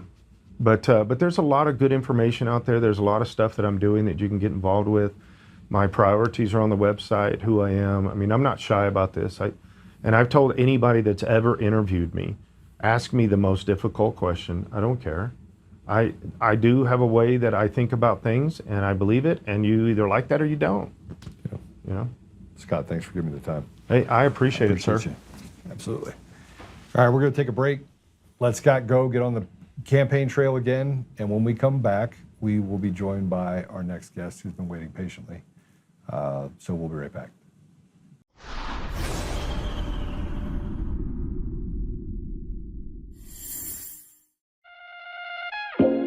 My first time here shooting at the shooting range. How's it going? It's also my first time, and I'm really excited. It's also my first time here, first time shooting guns. My day off of work, and they were like, hey, you want to shoot some guns? That was awesome. The revolver is crazy. I will definitely come again. Yeah, it was awesome. Really cool experience. 100% bringing my friends here another time. I like to come shoot because I get to spend time with my family. Same for me. I love spending time with my family. It's something to do. It's a lot of fun shooting. When I first moved back into town, around. The first place I came was DCF Guns, and I signed up for a membership right away. I got into shooting because of self-defense. I would encourage all women to be ready and to feel comfortable handling a handgun. This was my first time ever shooting at DCF West. It felt amazing. I shot an AR-15 and it was amazing. It was powerful and I loved it. I'm here today as a part of a group of women that support one another in continuing to practice and refine our knowledge. Not only self-protection of ourselves, but protection of our loved ones as well. I have fun and I get to meet with other ladies. You should always be prepared to defend yourself. And I love coming to DCF Guns West to shoot. I come with my family. It's a nice, clean, friendly range. Here I feel safe. I feel like the people to my left and my right are also really cognizant of their range etiquette. That's why I come to DCF Guns West. Come join the DCF family today, where we keep the range hot and the deals hotter. Hey, this is just in from Fidelity. Gold could hit $4,000 an ounce as the Federal Reserve cuts rates to cushion the U.S. economy. The dollar drops and the central bank keeps adding holdings. Gold has been on a record-breaking tear over the last few years, and it doesn't look to be slowing down in the years to come. Are your savings protected with precious metals like gold and silver? Are you waiting for gold and silver to shoot even higher in price? I want you to call my gold partner, Goldco, today and learn more about what precious metals can do for you. That's 844-960-GOLD, or visit untamedgold.com. You'll get a free 2025 gold and silver kit, and you'll get info on the #1 precious metal offer in the game, where you can get up to 10% back in bonus silver just for getting started. But supplies are limited, so don't put it off. Call my gold partner, Goldco, at 844-960-GOLD, or visit untamedgold.com. That's 844-960-4653, or visit untamedgold.com.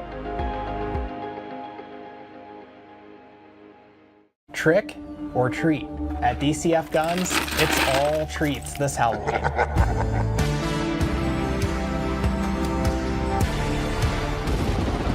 We're handing out spooky good deals, king-size candy, and everything in between. Forget the chocolate, our sweets come in the form of savings you won't want to miss. Visit DCFguns.com and shop our spooky deals today. DCF Guns, where we keep the range hot and the deals hotter.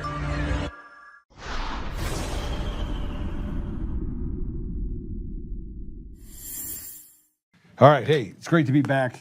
So I took a little bit of a break to welcome or to walk Scott out. I'm not going to waste a whole lot of time on bringing our next guest because I've got a lot of questions for him. And let me just, if I can, his name is Dr. Rose. He's a surgeon. So he was in a surgery and came out of a surgery to come join us. He has a background in U.S. intelligence. He was with the U.S. military for over 20 years. He's got a pretty rare inside perspective on national security, covert operations, and homeland defense. So we'll be talking a little bit about that. But he also is a doctor. So he's a board-certified surgeon, combined precision in medicine with a strategic, mission-oriented mindset. That means he's smart and he knows it, and he doesn't let he doesn't let common sense go, which is a rarity. You know, I've got some friends that are doctors, and they don't have a lot of common sense. They're really good at golf, though, so that's why I like to hang out with them. So I'm not going to waste any more time. Dr. Keith Rose, welcome to the show. Thank you. Just to correct the opening, I didn't have much time to talk to your producer. I've been in the intelligence world for over 20 years. Oh. I kind of got pulled out and pushed in, so to speak. So. You mean you're not officially in the U.S. military, but attached to Oh, I was in the military. You were? Okay. It was back during the Clinton years. So there wasn't a whole lot going on. And was spotted and assessed and then ended up in the intelligence world to this day in the intelligence community. And I've worked in Afghanistan, Pakistan, Iraq, Central South America, all the garden spots. You Somalia. ever work in North Africa? You were in Somalia? I was in Somalia. Yeah. Where were you? When were you there? I checked off a bucket list. I was off the coast of Somalia. We were getting back a ship called the SL Irene that was hijacked back before the oil tankers decided to have armed people on them, you actually had to go back and get the ship back. And so I was there, and we exfilled out of Mombasa. So we were in Mombasa, right next door. Yeah. So you went all the way through Malindi to get to Mombasa. We were dragged out there basically in the middle of the night, and got to take a cruise down to South Africa, and got out of international waters in Durban, South Africa, and flown home. It was a fun trip. So I know that area very well, and I remember being in Somalia, in Mogadishu, and also on the shoreline, because that's where the pirates hung out, and we were trying to solve the pirate issue back in 2009. So I ran into CIA guys pretty regularly, and they would always ask me who I was, and I was like, I'm nobody. And you could, I mean, the Doctors Without Borders, terrible, lots of CIA in there. Were you ever in that? I was not. I came into Afghanistan after 4 Doctors Without Borders guys were killed, off the Darlaman area, in Kabul, in West Kabul. Yeah. And actually, it was in Dusty Barchi, and I went over and was just doing relief work. I'm a craniofacial plastic surgeon, so I operate on kids, and I spent the next 15 years in and out of there operating on kids, and it was good. So you got attached to intelligence, and you got to do what you're good at, what you're trained for. I was in a program that basically Brennan dissolved when he was DCI under Obama. So yeah, it was just a simple country doctor. It's not the best thing to say about that. So let's talk about if I can ask some really silly questions what relates to the CIA. I'm not a big fan. I spent times watching him, do some pretty harmful things to people all over Africa and the Middle East. By the way, did you learn Arabic, Arabic? No, but Singe I Pashto, and I speak some Dari, and I'm fluent in Spanish. So all right. Well, I was first down in Central and South America. So, and it was tough when I got to Afghanistan. I was trying to learn Farsi and Dari, and I basically would revert into Spanish, and they'd look at me like I was. It was awesome. I was trying to learn Arabic, so I taught myself flying back and forth with Rosetta Stone. It's, you'd have 14, 16. It was actually good, Rosetta Stone. I mean, it teaches you like you basically learn, but there's nothing like immersion. Yeah, nothing like it. I had a flat in Dubai, but I spent so much time in Pakistan that it was back and forth. Well, but the thing is, I was trying to learn Arabic, and then I would go down to Kenya, and they'd have Swahili. And so you're like trying to learn Swahili in the middle of it. And your brain is just completely mush. And you're like, forget it, I'm done. Don't go to Ethiopia because that's the hardest language on the planet. and it doesn't make any sense. Or Eritrea, which is right next to it. No, it doesn't. I was there, and God bless them, I had a translator. Well, then you have all the tribal languages too. So I mean, you're looking at 11 or 12 different language sections. No, it's like in Guatemala, you're looking at Tiki, you're looking at all the different dialects. Yeah. Of the Indians. Yeah, it's and they can't understand each other, which is why they're always fighting. Yeah, it has a lot of parallels with a lot of different groups, but back to your point, I agree with you. The CIA, I believe, is irreparably broken. And so I saw programs that they had, and look, you ever been like the dumb guy that walks in there and ho-hums himself around and solves problems, but then you can see bigger problems, and people are saying, oh, we're going to solve poverty. Jeffrey Sachs, Millennium Project, all over Africa, said he was going to eliminate poverty. CIA guy, right? Now he went from being able to solve poverty to now he's an election expert and understands foreign diplomacy in Ukraine and Russia. Oh, and he got dual Serbian passports, probably, if he understands elections, but, who knows? That's just, I mean, that's a guess. That's a guess? Is that just a guess. That and Venezuela and hanging out. And he has dominion everywhere, so you never know. And now Dominion just basically got pushed off to no ink, and you got a guy who basically, he put out an email 3 days after the acquisition was complete and said business as usual, nothing changes. It's just another name, just kind of passing it over and moving it from one private equity firm to another. Well, that's basically like a government program. It's like any of your SAPs, your special access programs. I mean, if they're discovered, they just become something else. Read about it in books.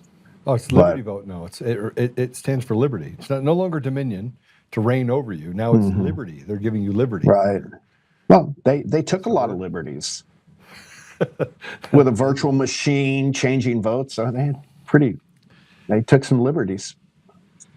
But going back to the central problem, which is the Central Intelligence Agency, can be. My boss, Dewey Claridge, was one of the last greats. And I remember before he passed away, he told me, he said, it can't be fixed. And a lot of it is, just like you said, there's problems and there's created problems. And unfortunately, the CIA, like a lot of government organizations, have grown to essentially these massive self-licking ice cream cones that you don't get ahead by solving problems and being successful. You get ahead by creating problems that can't be solved to spend more money on the unsolvable problem. And then you build your empire from the inside out. And the greatest loser in that, while they're getting fat, is the American people, because they forget the mission. Yeah, we become the victims, right? We become the useful idiots in the middle of it that basically creates a slave culture. And my biggest problem with the CIA over in Africa and the Middle East is that you could see it happening. You see promises made for U.S. dollars to come over, Western influences come over and say, we're going to help build stuff up for you. And you could give them, $200 million, and they couldn't build a pit latrine, which is what World Vision tried to do in parts of Kenya and Uganda. It goes back to not understanding. I mean, any organization, when they get too big, they lose sight of what they're there for. And of course, it allows bad actors to get involved. And so there are good people inside the CIA. And I mean, I probably talked to both of them, but I'm just kidding. There's some good people there, I'm sure. But the bigger problem is this. If you go back to the beginning, the founding of our nation, you read George Washington's farewell address. He pretty much sums up where we are today because he warned about it. And he basically said, if people lose morality and virtue, not being perfect, but having a moral compass, and then they can build what's called a faction, something where they build up their personal power inside a system. Our system allows you to do that because of the freedoms we have. And then if they have no virtue and morality, they can be influenced by foreign governments and outside influence. You get what we have in 2025, and you have a country that is teetering on the edge because the republic is not functioning as it was designed by the founders. And you have a lot of people promising the world and delivering for their special interests. And that can happen for a while. We can live off the grace of the past because we've had a great military in the past. We've had good intelligence in the past. But like all dynasties or all kingdoms, if you go to Europe, that's the best example I can give. If you go to Europe in any of the castles in any of these countries, you're going to see a big picture, a family portrait of all these ancient kings and their families. And in every portrait, there's always a dwarf in every one. Because eventually, to keep and maintain power, there's so much inbreeding that it produces a dwarf or a midget. And we've had so much inbreeding inside our government that we have a lot of mental midgets or moral dwarfs. And no society survives like that. I mean, it's the classic Wizard of Oz. They talk big, they talk loud like the wizard, but pull the curtain back and it's a midget with the microphone. And in the absence of courage, truth's an orphan. Yeah, I mean, this is where, wow, I can't believe you actually said that, because I talk about the Wizard of Oz all the time.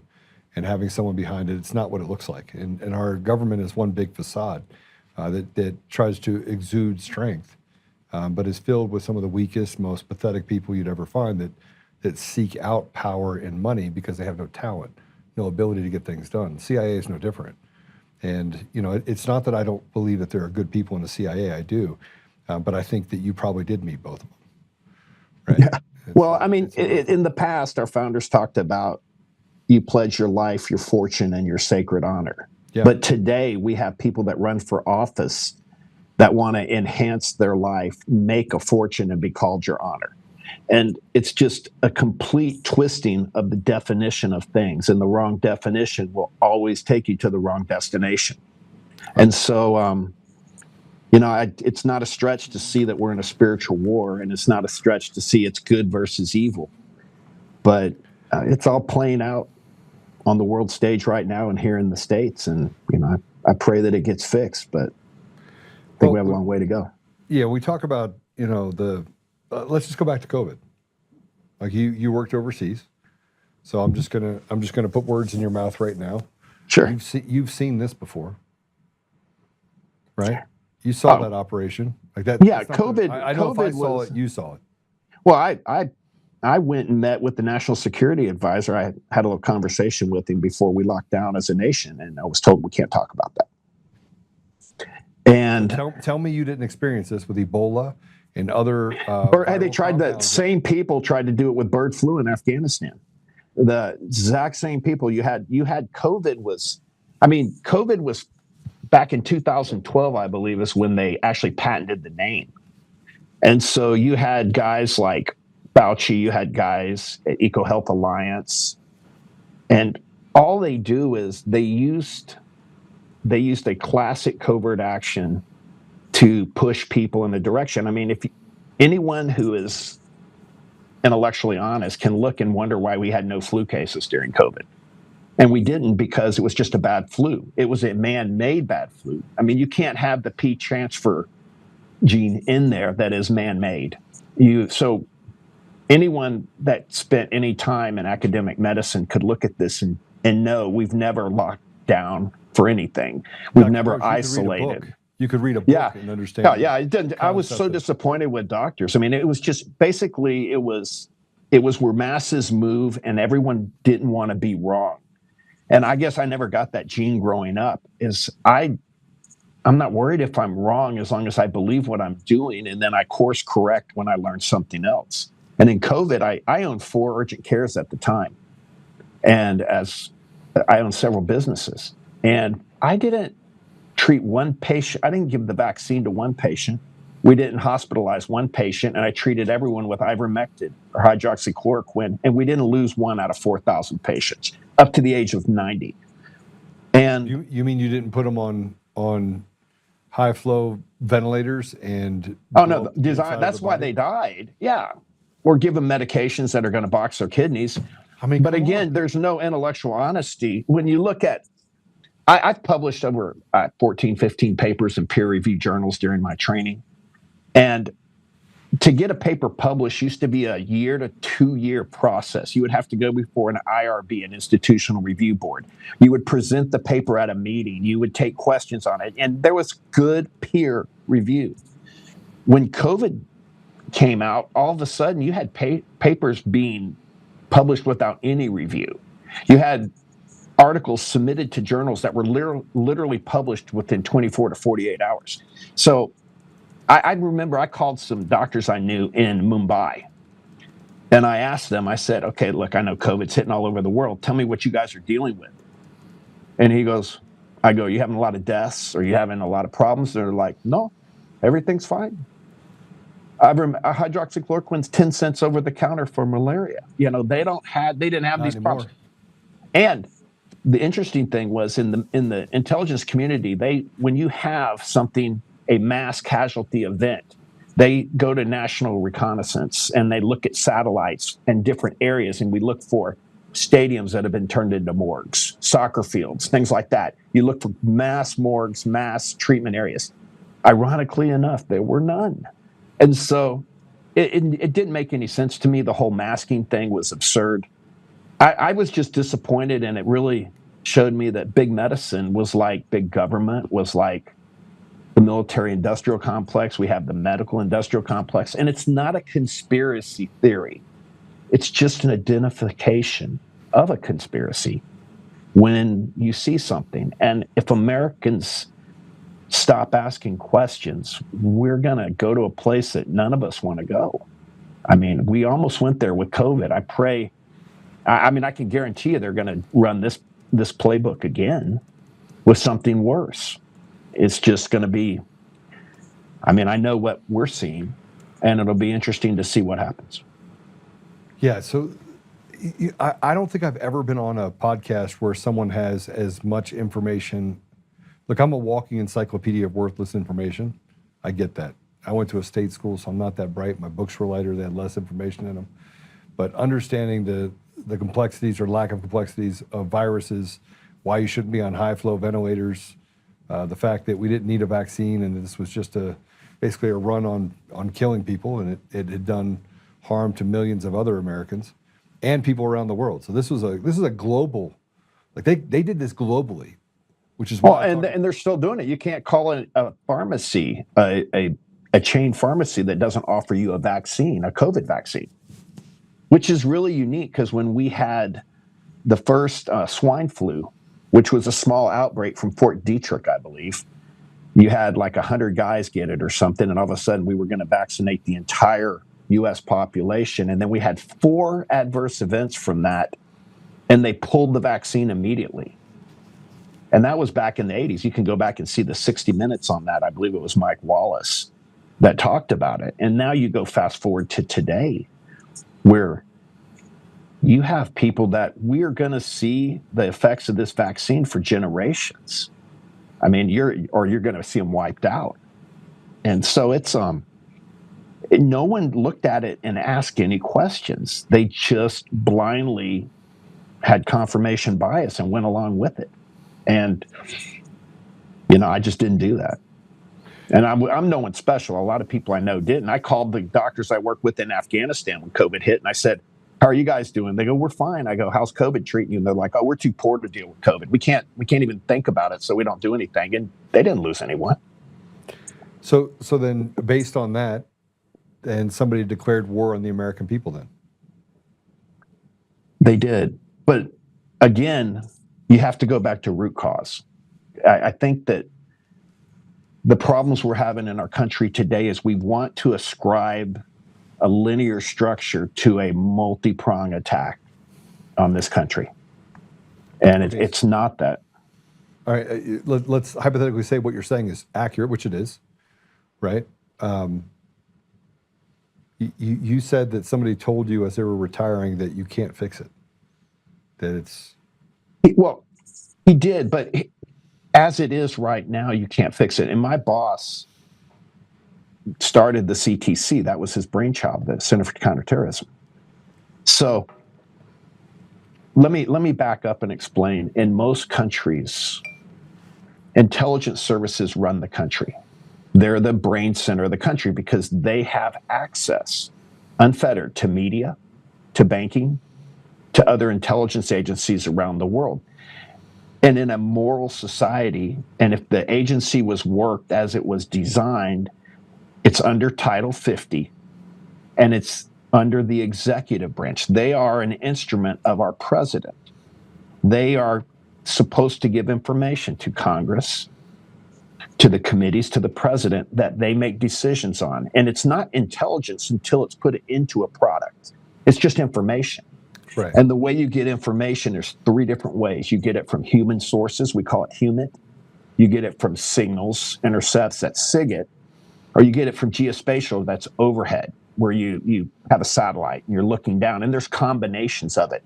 And when you have enough good intelligence, we say we're crossing our ends.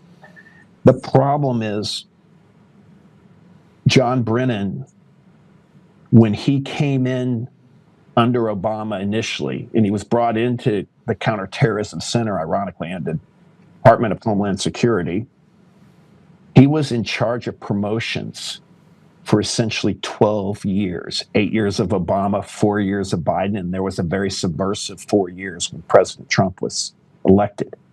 And John Brennan was to understand who he was the person that voted for Gus Hall back in, I believe it was 78 or something, or 76, the election. And that was the Communist Party candidate. I mean, it wasn't a small thing to vote for that. Yet he gets into the agency. And if you go to his Wikipedia, John says that he was in the operations program. No, John, you failed the operations program, so he had to go into the Directorate of Intelligence. And the CIA is essentially two directors, the DI, Directorate of Intelligence, and the DO, Directorate of Operations, where they do the spying. John failed the ops course, so he had to go into the Director of Intelligence. Now, he's a brilliant guy. He's evil, but he's brilliant. And so what he did is he bided his time. And under 12 years of controlling promotions inside the intelligence community, and they also work with the military and driving good officers out, he canceled the NOC program, the non-official cover program. He changed the requirements for promotion for case officers where they no longer had to recruit agents or spies. So he undermined the external function of the agency, and he supercharged the internal function along with Jim Clapper, the head of the DNI, Director of National Intelligence, or Michael Hayden, who was in charge of the NSA.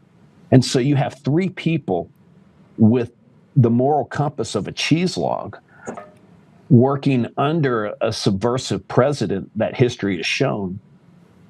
And elections have consequences. Stolen and elections so have more consequences. Right. So Obama was out in 8 years. We're living what John Brennan's doing right now, because I really believe he's running the intelligence services. I believe he's running them. Yeah, he's definitely running the CIA. I mean, look, if there was a guy behind the scenes in Black Ops that's running things, it would have to be him.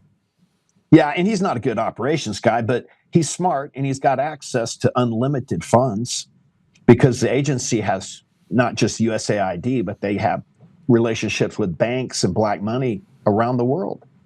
And I mean, all you have to do is look at the problems that this administration's having, and they're going to come back to a root of the intelligence services during President Trump's first tenure. You talked about Title 50. This will be the first time in history, we talked about it yesterday, that President Trump signaled that they were using Title 50 down in Venezuela. President Trump, I don't believe, has had his complete Title 50 brief or his classified Title 50 brief. But he said it. No, he did, and I was happy. But again, there's some shiny objects. It is, but I can tell you, I don't think he's getting all the information. My boss, back when Reagan came in office, it was a similar time. Reagan came in after Carter. There was a lot of disruption in the intelligence community. And so when Reagan came in, he brought in Bill Casey, who was former OSS. I mean, Bill was William Casey, genius, DCI. And he made my boss, Dewey Claridge, Deputy Director of Operations, the DDO. And Dewey was responsible for setting up what they call the kitchen cabinet for President Reagan, which he got his information from his regular guys, but the kitchen cabinet brought him more information from outside sources that weren't tied into the ideological administration. And it gave him the questions to ask of the bureaucracy. And that's one of the reason Reagan was so successful. And what President Trump, when he came in, I was asked to come into the West Wing and help. I was there for about 3 weeks. I was asked to come in there and help with some foreign policy, so to speak. And when I came in, there was an area in the West Wing, you could see the carpet was pushed down. And when I asked, does anyone know what was there? No one knew. Well, what was there were the national security safes that President Obama had removed from the West Wing and put in his library for, I guess, 5 years back then. And that's what has all the orders for, say, a travel ban that the president's lawyers can draw from and change. But everything the president does overseas, they have to have good intelligence. My concern right now is I don't think I know unequivocally the president's not getting all the information. I think the president's brilliant. Well, but again, if he doesn't get the right information, and I don't think it's all nefarious. I think some people it's almost, I think the CIA is either people working against the president or they're the parable of the talons, where the agencies buried their talon and they don't even remember where they buried it. They can't even go find it because they've lost the institutional knowledge in operations. They've lost the institutional knowledge in spying and running networks. And when you do that, you have problems like, let's say, people coming from other countries into our country right now. And they do it with valid passports and visas, because if you have corruption inside your intelligence services and inside the State Department, you're going to get terrorists in your country with valid documents. And that's what we have right now. All right. So one of the things that I noticed when I was overseas is that the CIA guys were wicked smart. They were, and I mean wicked as in bad wicked, but they were wicked smart, super smart. But their competency was near zero. So they were really smart, but I would not, I mean, look, I was a guy that was able to maneuver situations when someone would ask me to do something, and I shouldn't have been able to maneuver it. Like, I'm not a part of the intelligence community. I shouldn't be able to outsmart a guy that has access to unlimited amounts of information in order to get something done that I needed to get done in that particular country, right? Normally, you shouldn't be able to do that, should you? Well, you shouldn't, but unless you had a good boss, you were hamstringed. If you saw someone you needed to... So you mean they saw it, they knew what I was doing, but they let me do it? Oh, yeah, you would have been an access agent. They would have just, let him do it, let Mikey do it. No, it's... I never had those problems because I had a great boss. I mean, I'm sure I wouldn't want to read my file. Me either. But I wouldn't want to read my file. My problem is that people lie about those files, right? So the people would come and say, hey, look, you got to leave your passport here, and we'll be back. And 2 days later, you're up in some part of Sudan that's not sanctioned, called Kanana Sugar. Yeah. Well, I mean, look at Afghanistan. Look at Afghanistan when we left. When an intelligence service leaves or when the military leaves, there's something called a burn down, where you put all your electronics and these grinders. I mean, you could stick a bowling ball in it, it's going to tear it up. You burn all the documents because you don't want to leave anything behind, not just for the Afghans, but let's say for the Chinese, the Iranians, the Russians, whoever's going to have access to your classified or important information. Let's just say things were reported destroyed that weren't, that have to do with passports, that have to do with visas. And I still have good contacts, and I can tell you that you have people that have been trained in some pretty nefarious things with good documents that have been moved through Central America into Mexico and into the United States as part of a plan to undermine this government. And that's just a fraction of what's going on right now.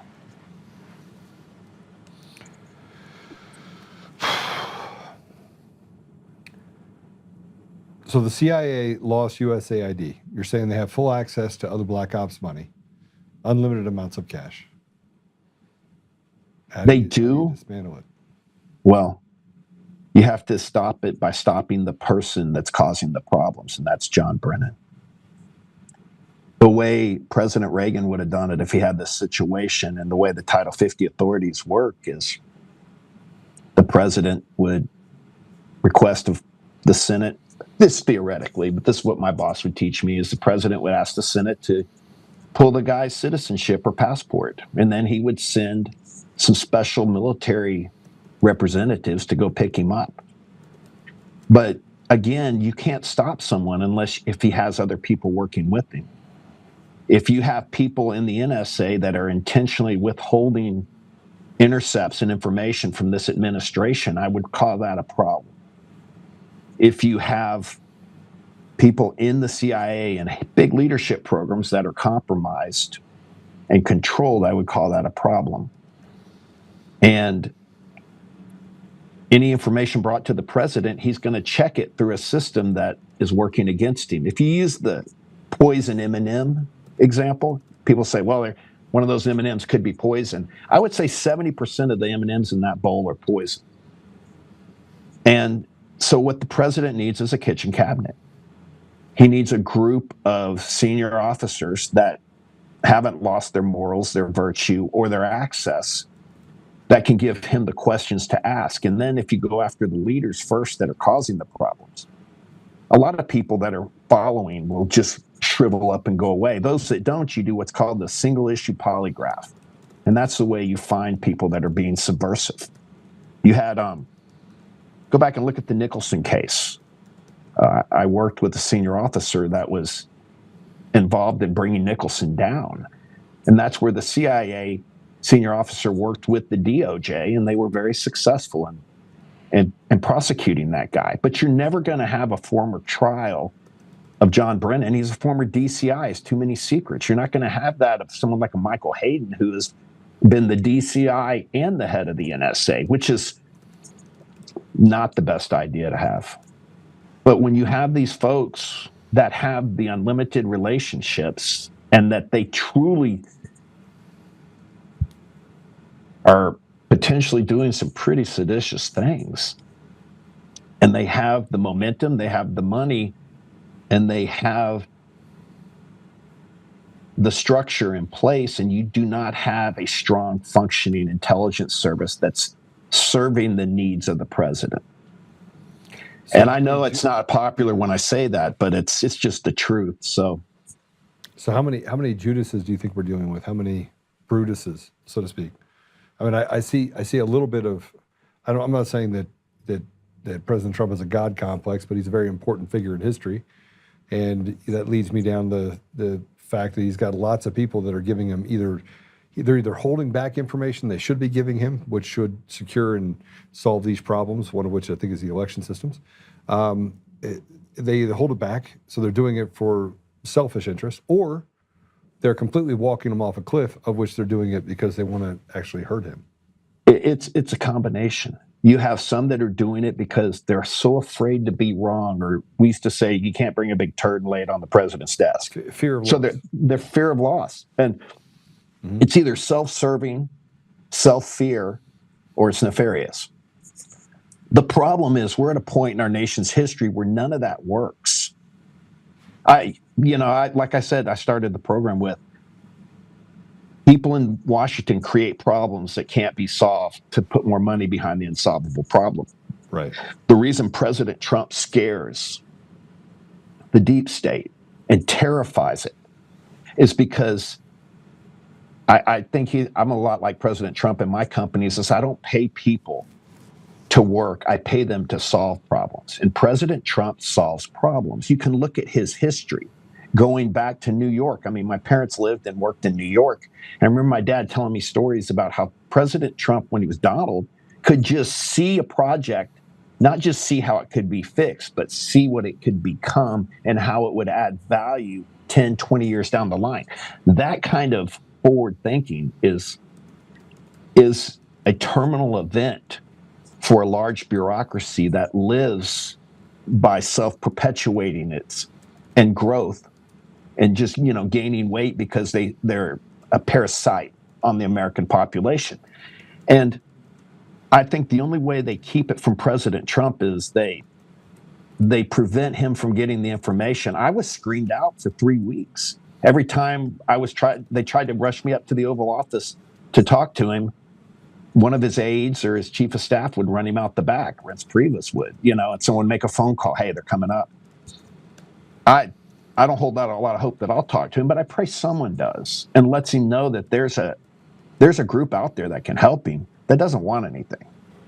And I think there's a lot. I think there's some good people in the bureaucracy that if they saw action taking place instead of reaction to bad things, then they would step forward and speak truth. But you have one of the biggest crises we've ever had in our nation. I mean, if you study Yuri Bezmenov at all, we're in a demoralization stage on steroids overlapping a crisis stage. And I think that the deep state, or whatever you want to call them, have to push this as fast as they can, and they either make his presidency ineffective, which will demoralize the nation, or they just crater everything. And I don't think a COVID thing is going to be the biggest thing we see. I think they're going to push for a digital currency and hit us with everything at once till it all craters, and then push us so we can be controlled. And you only do that if you control the intelligence services and you keep the information from the president. So, I feel like he's in Venezuela for a reason. I think he's there because of the election systems. I think that's the genesis of all the things that happen in the country. You could say that it's because of drugs, but I mean, that's not the logical nexus for even drugs coming out of South and Central America. Anybody that's even not in intelligence that spent any time in South and Central America knows that, right? So they're blowing up these boats off the shores. Maybe that's a cover. I just don't feel like, I feel like there's a little bit of misdirection happening down there. Then you start looking at what's happening, and maybe I'm wrong. You can tell me I'm wrong, but it feels off. It's way off.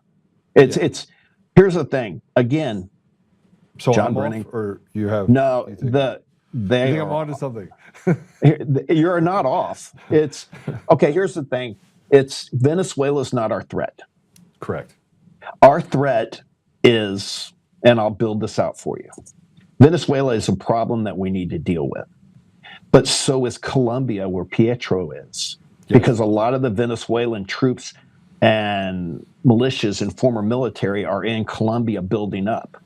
Nicaragua is a problem because in Bluefields, you've had multiple groups of Iranian and Chinese come ashore in Nicaragua and make their way up through Huawei and Guatemala into Mexico. Well, Guatemala is a problem for us too, because I mean, it is, but it's mainly a transit. You have, and the biggest problem we have that no one is seeing is just south of our border, you have a complete narco state. And Claudia Sheinbaum, President Sheinbaum of Mexico, has no control. It's being run by CJ&G, and they've even folded in the Sinaloa cartel, I believe, inside. So you have the logistics and financial resources of some of the strongest cartels in the world. You have the technical resources and military resources of China that have brought in helicopters, drones, men, equipment, missile systems into Mexico. You have them being supported by the cartels. You've had 12 million that we know of that crossed the border during the Biden administration that we don't know who, where, what, when. And at the same time, you have the largest Iranian embassy in the world in Mexico City, which is interesting because Mexico does no trade with Iran. Yeah. Nothing. So you have command and control, logistics support. You have high-end intelligence services because, don't kid yourself, Venezuelan intelligence, Cuban intelligence, some of the best in the world. And they have the rat lines. They have the way to move things. So theoretically, let's just go down that rabbit hole. Theoretically, you could have a bunch of suitcase EMP devices distributed out in major areas around our nation. At the same time, you could have multiple small armed groups that could be activated, working in kind of like a symphony from city to city that could be orchestrated to move at the same time. You could have maybe the Chinese, the Iranians, the cartels buying lots of first responder uniforms so that they could have a lot of blue on blue problems, secondary effects coming after primary effects. You could have IEDs. You could have a group of Antifa training in IED technology in Afghanistan right now. Maybe it's happening. You could have all these things going on and the ability to cross into the United States with good credentials and good passports. And this is the kicker. It could all be aided and abetted by a former director of Central Intelligence who knows where the weaknesses are, knows how to get money, and knows how to manipulate current leaders, whether by coercion or they just want to work with him. So, yeah, I think we have a real problem. So do I see Venezuela as our biggest problem? No. Our biggest problem is going to happen here within the next 60 to 90 days, and it's going to make 9/11 look like a tea party if we don't get ahead of it. And that's where you and I agree fully. And it's tough having this conversation with you because I talk to operators all the time that are in the combat zones that I got to see when I was over there. And, I don't talk a lot about that because I never worked for the government.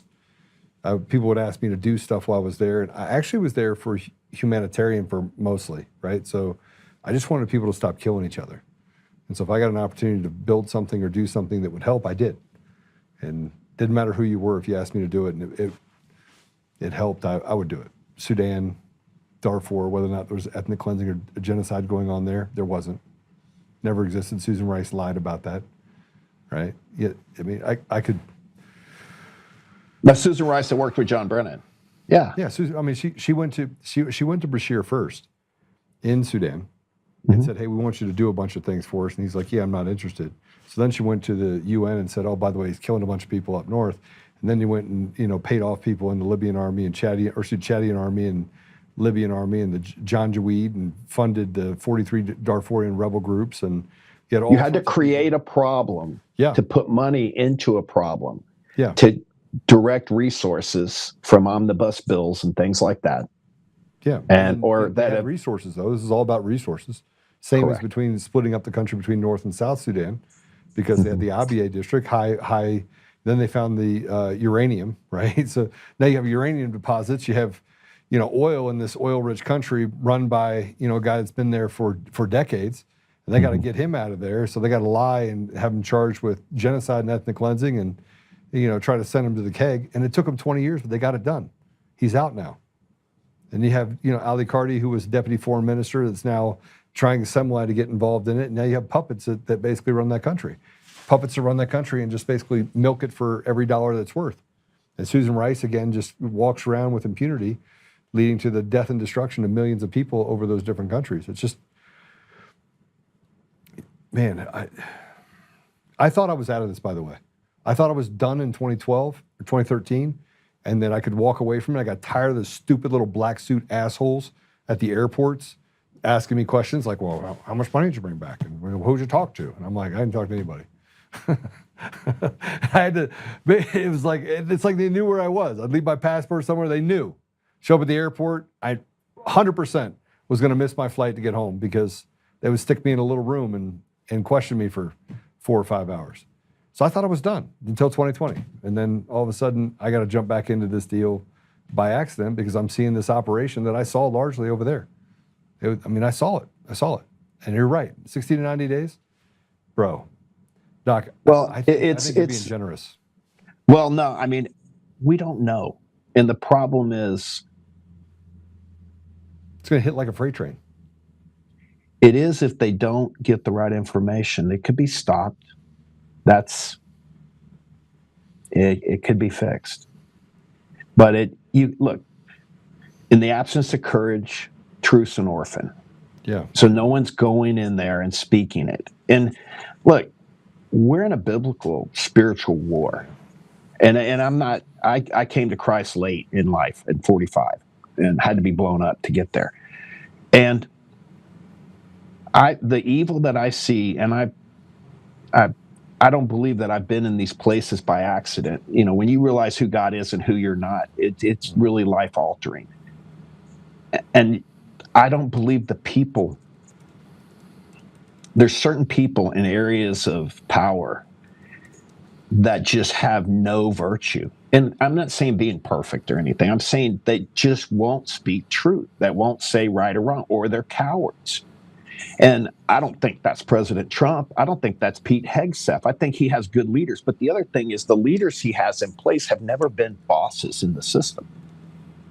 They were junior guys, and that's not a slam on them. That's just the reality. And they need to get the right support, the right structure. You don't need a bunch of C-schedule hoppers jumping around trying to do the right thing. And the American people, I believe that if this country's saved, it's going to be by a remnant, and it's going to be by the American people, just not buying into the propaganda and the lies. And I think that the information's getting out there. I think President Trump, I think he's there for a reason, and I think he will do the right thing if he has the right information. I just don't believe that he's getting all the information. And we can't be reactive anymore. We have to be proactive. This is going to get fixed. All right. Well, then how do we do that when we keep being told that we've solved the issue with free speech? X is back on the bucket of basically silencing anyone that is not, Viva Israel. And look, I mean, it's crazy. I mean, the whole thing is just nonsensical. It's like we're catered to the ridiculous. We still want to cut off penises. We got DEI stuff that they're fighting. I've talked to people that are closely related to ambassadors that are holdovers from the Biden administration, over 60 now, over 60 of them still, that are telling countries, hey, don't worry about it, it'll be back to business as usual in 2026. Because they have no morals. I mean, look, if you really want to know why we're suffering so much, I lay it right at the foot of the American church. Brilliant. Because what we did is, when in the 80s, we changed as a nation because we forgot what it means to be free. I mean, our freedom is from God. It's not from anyone else. But pastors decided to talk about prosperity instead of posterity.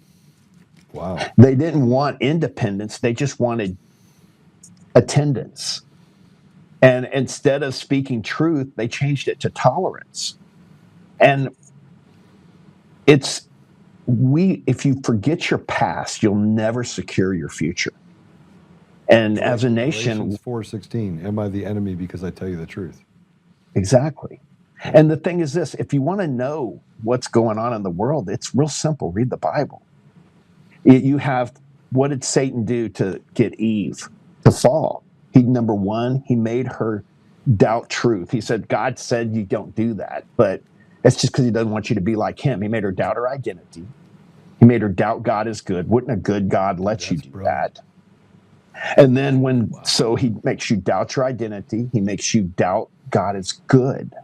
And then when you sin, she felt like a victim. And when you become a victim, that gives you the right to rebel. So if you look at that, it's the same playbook that every government uses when they want to be successful. They have to divide based on identity.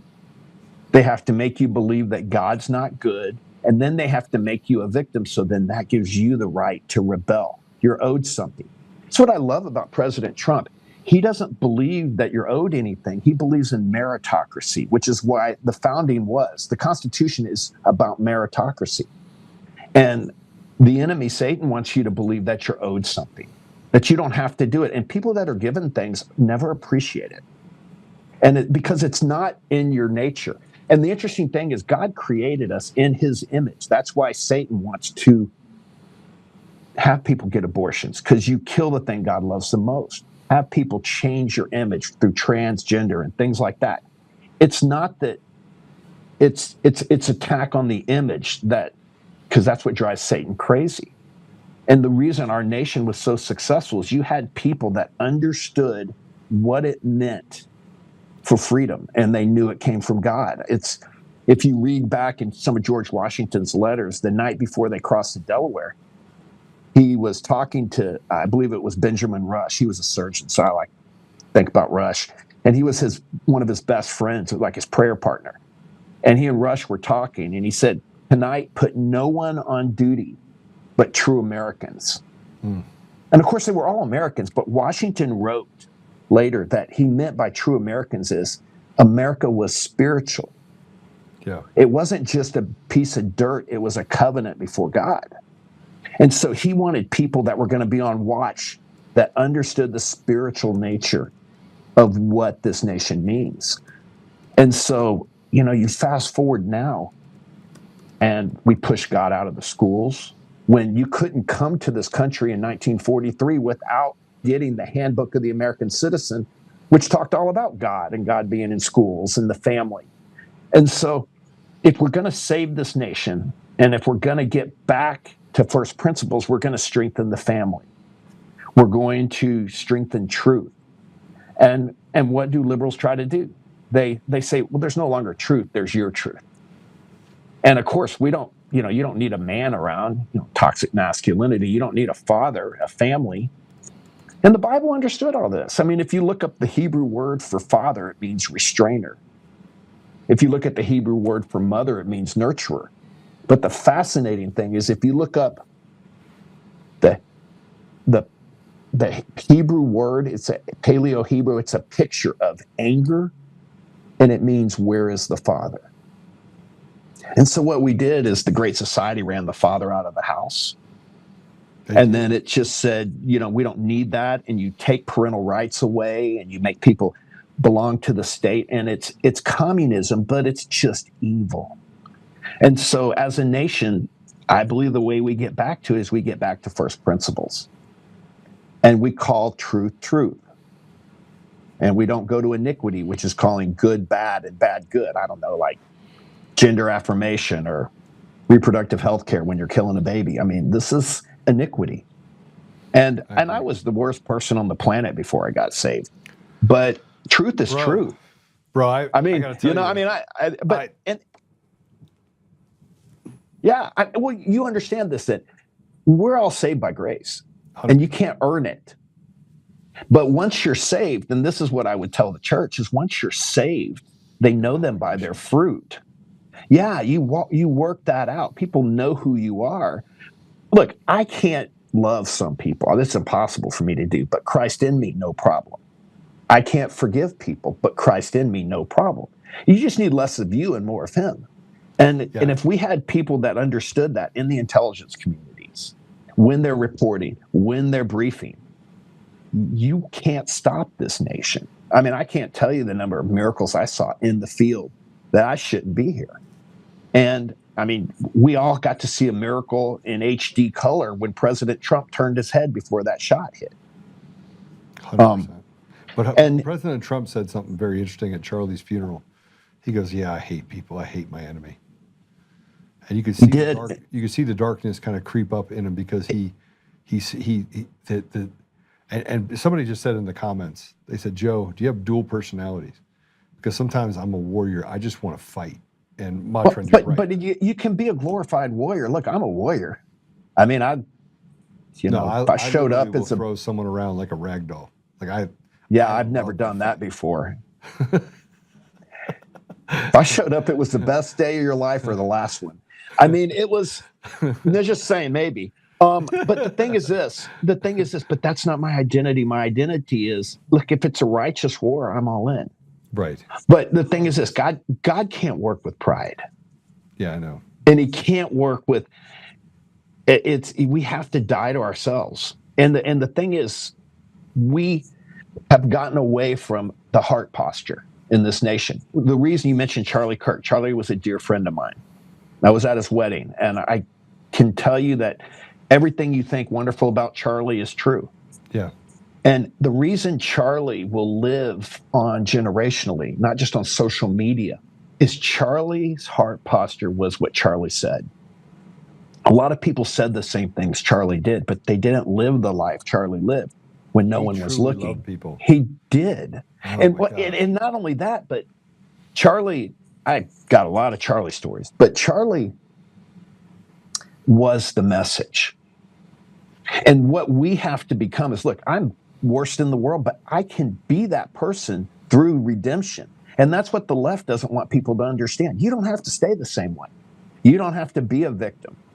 I mean, I'm not a victim, and I've had terrible things happen in my life. I've had amazing things happen. It's just you live your life and you do your calling. And if people will step into their purpose, the Bible says that he orders the steps of a righteous man and that he wrote our chapters in a book. And I believe that. This is one of the most difficult times in our history. I believe I was born for this time because clearly I'm here. So were you. Yeah. And if more people will get out and speak the truth. And the thing is this, if you have, in our church, I think one of the biggest failings we had in our church is they loved Jesus always, but they didn't fear God. Amen. And if you fear God, you don't fear anything else. But if you don't fear God, you pretty much fear everything else. And you fear acceptance. You fear, it's not just that lion rushing at you. You fear what people think. You fear, look, in government, am I going to be right? Am I going to be wrong? Do I let this guy talk to the president or am I going to be wrong? Fear. I mean, fear is what shuts you down. I mean, I heard one of my best friends, I only have one, his wife said something the other day, and I'll never forget it. She was talking about someone, she said, oh, that's a zoo lion. It's people in their element, they can be very tough. John Brennan is a zoo lion. A lot of our politicians are zoo lions. What we need are more lions of Judah, people that will come out and say the truth, act on their conviction. And I believe that that's the heart of this country. And that's what we have to do as a nation. We have to pull together, go back to first principles. It's interesting, if you look at the end of the Old Testament, the last chapter oh man, this is getting, I'm that tired today. I've been operating all day.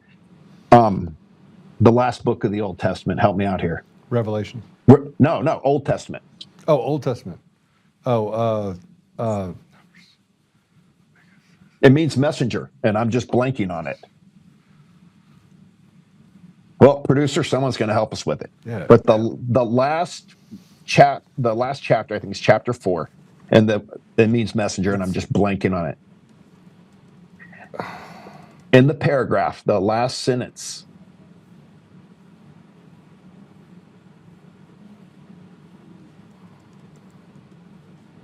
You got it.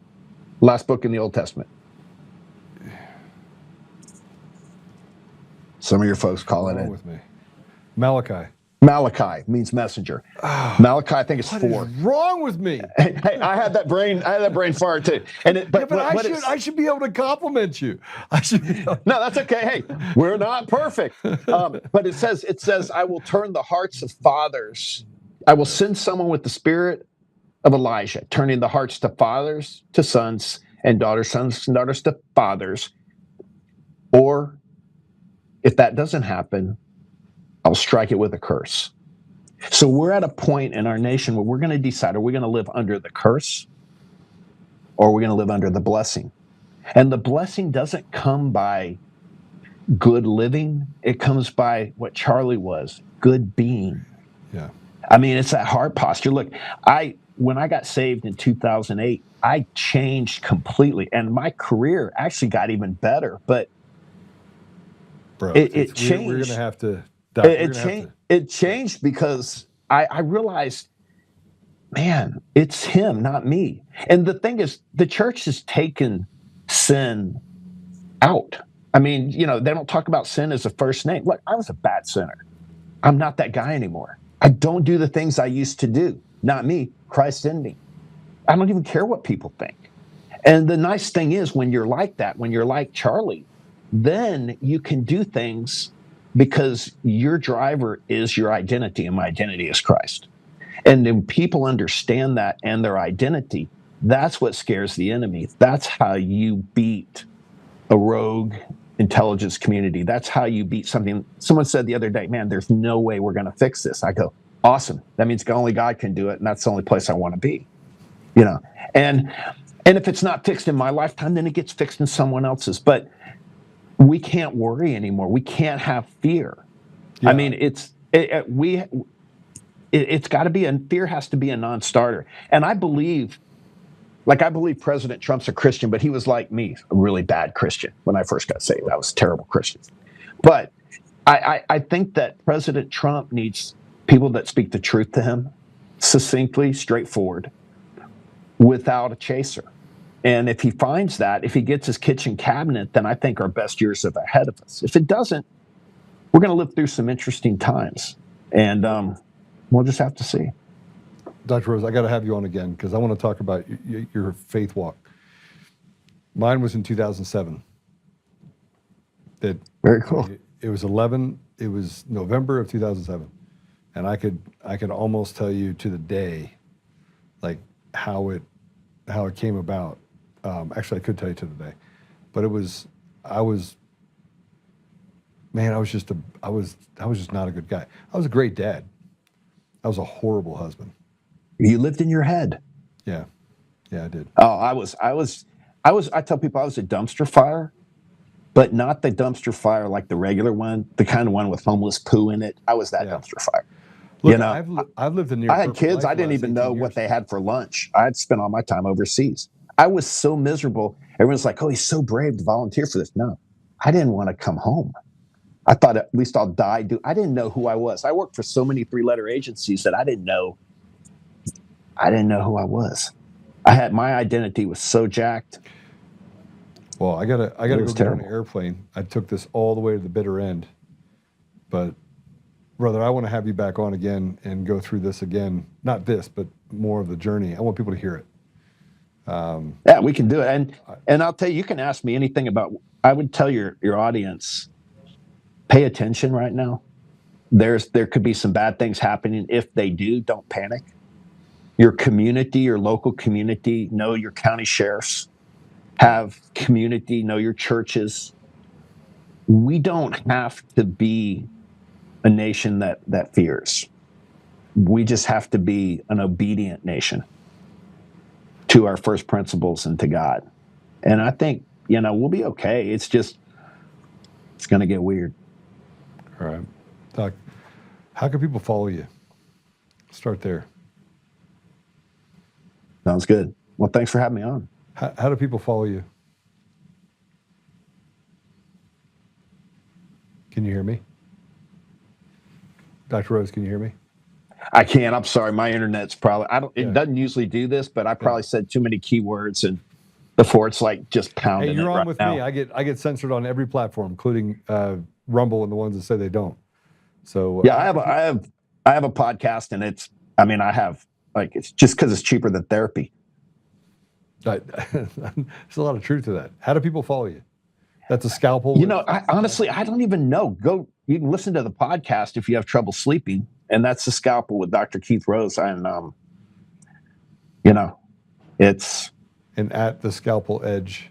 At the Scalpel Edge, yeah. I should know all this stuff. I don't. All right. Well, I'm going to have you back on. I got to run because I got to go to this deal. Roger. This deal, but God bless you, brother. Thank you for coming on, and thank you for the work you did. And it's affirmation hearing that you think that they're total shit in the CIA too. No, that's an insult to shit. I'll leave you with this. This. Yeah. Tell your audience to dig into this. They commissioned a report after COVID to evaluate the efficacy of the agency during COVID. And during COVID, they were shut down. They only worked at 10%. They only worked, the 80% was furloughed. They only worked at 20%, but only 10% was allowed in the building at any one time. And they did this long study, and it showed they were more effective at 10% than they were at 100%. So, there, President Trump's got it right there. Early outs. Yeah. Bye-bye. Yeah. All right. God bless you, brother. Did I lose you? All right. I lost him. All right. I'm going to pray us out, okay? And, he is? Oh, he did. He was saying bye to the... I said bye to someone else. I'll see him again. Yeah. Yeah. All right. Well, Doc, I'll see you again soon. We'll have you back on. I'll get your information from Tommy so we can connect. And you have my cell. Call anytime. All right. God bless you. Yep. All right. We're going to pray us out because I got to get to the airport. I've got about an hour and 10 minutes before we board and leave. Always cutting it close. So let's go ahead and pray. Father God, thank you for the opportunity to have these two great men be on the podcast today. Thank you for the knowledge that they have and for the message of both peace, hope, and perseverance. Father, there's so much that we really want to be able to do. We want to get to a place of restoration where we can be the vessels that you can use in order to restore goodness, to restore you to our community and to our country. Father, I ask you to give us the grace, give us the strength, give us the courage to continue through all the different trials and tribulations that we may face by doing your will. Father, we recognize that evil has been turned into good and good to evil, and we reject that, Father. And we are here, and we know that we each and every one of us can serve a purpose. So help us, we may set aside petty differences, may start to get to the place where we can be warriors for you, Father. I ask these things humbly in Jesus' name. Amen. All right, guys, I'll see you guys later. Be good. Remember that Pray, stand, speak, act. You got to start every day with prayer. You got to stand up. Always be on your feet when you're speaking. Always speak truth, and make sure that you act. It's all biblical. And when you get done acting and doing things to actually make things better and to restore God to our community, go back to prayer so you never become the very thing that you're fighting against. All right, God bless you. I'll see you soon.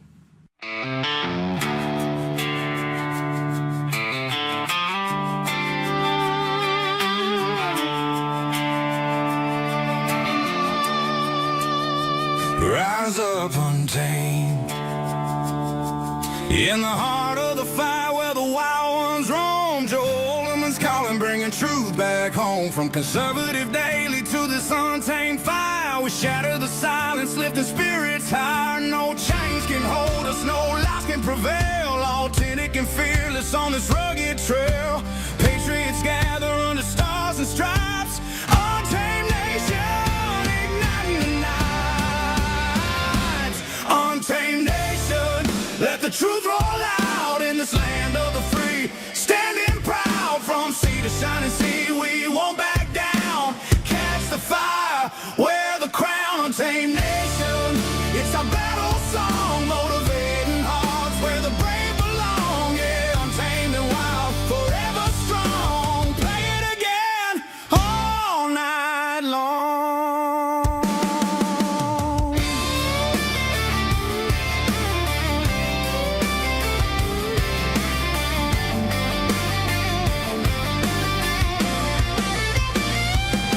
Break the mold, chase the real. No more games, time to heal. Joe's voice leads the untamed crew.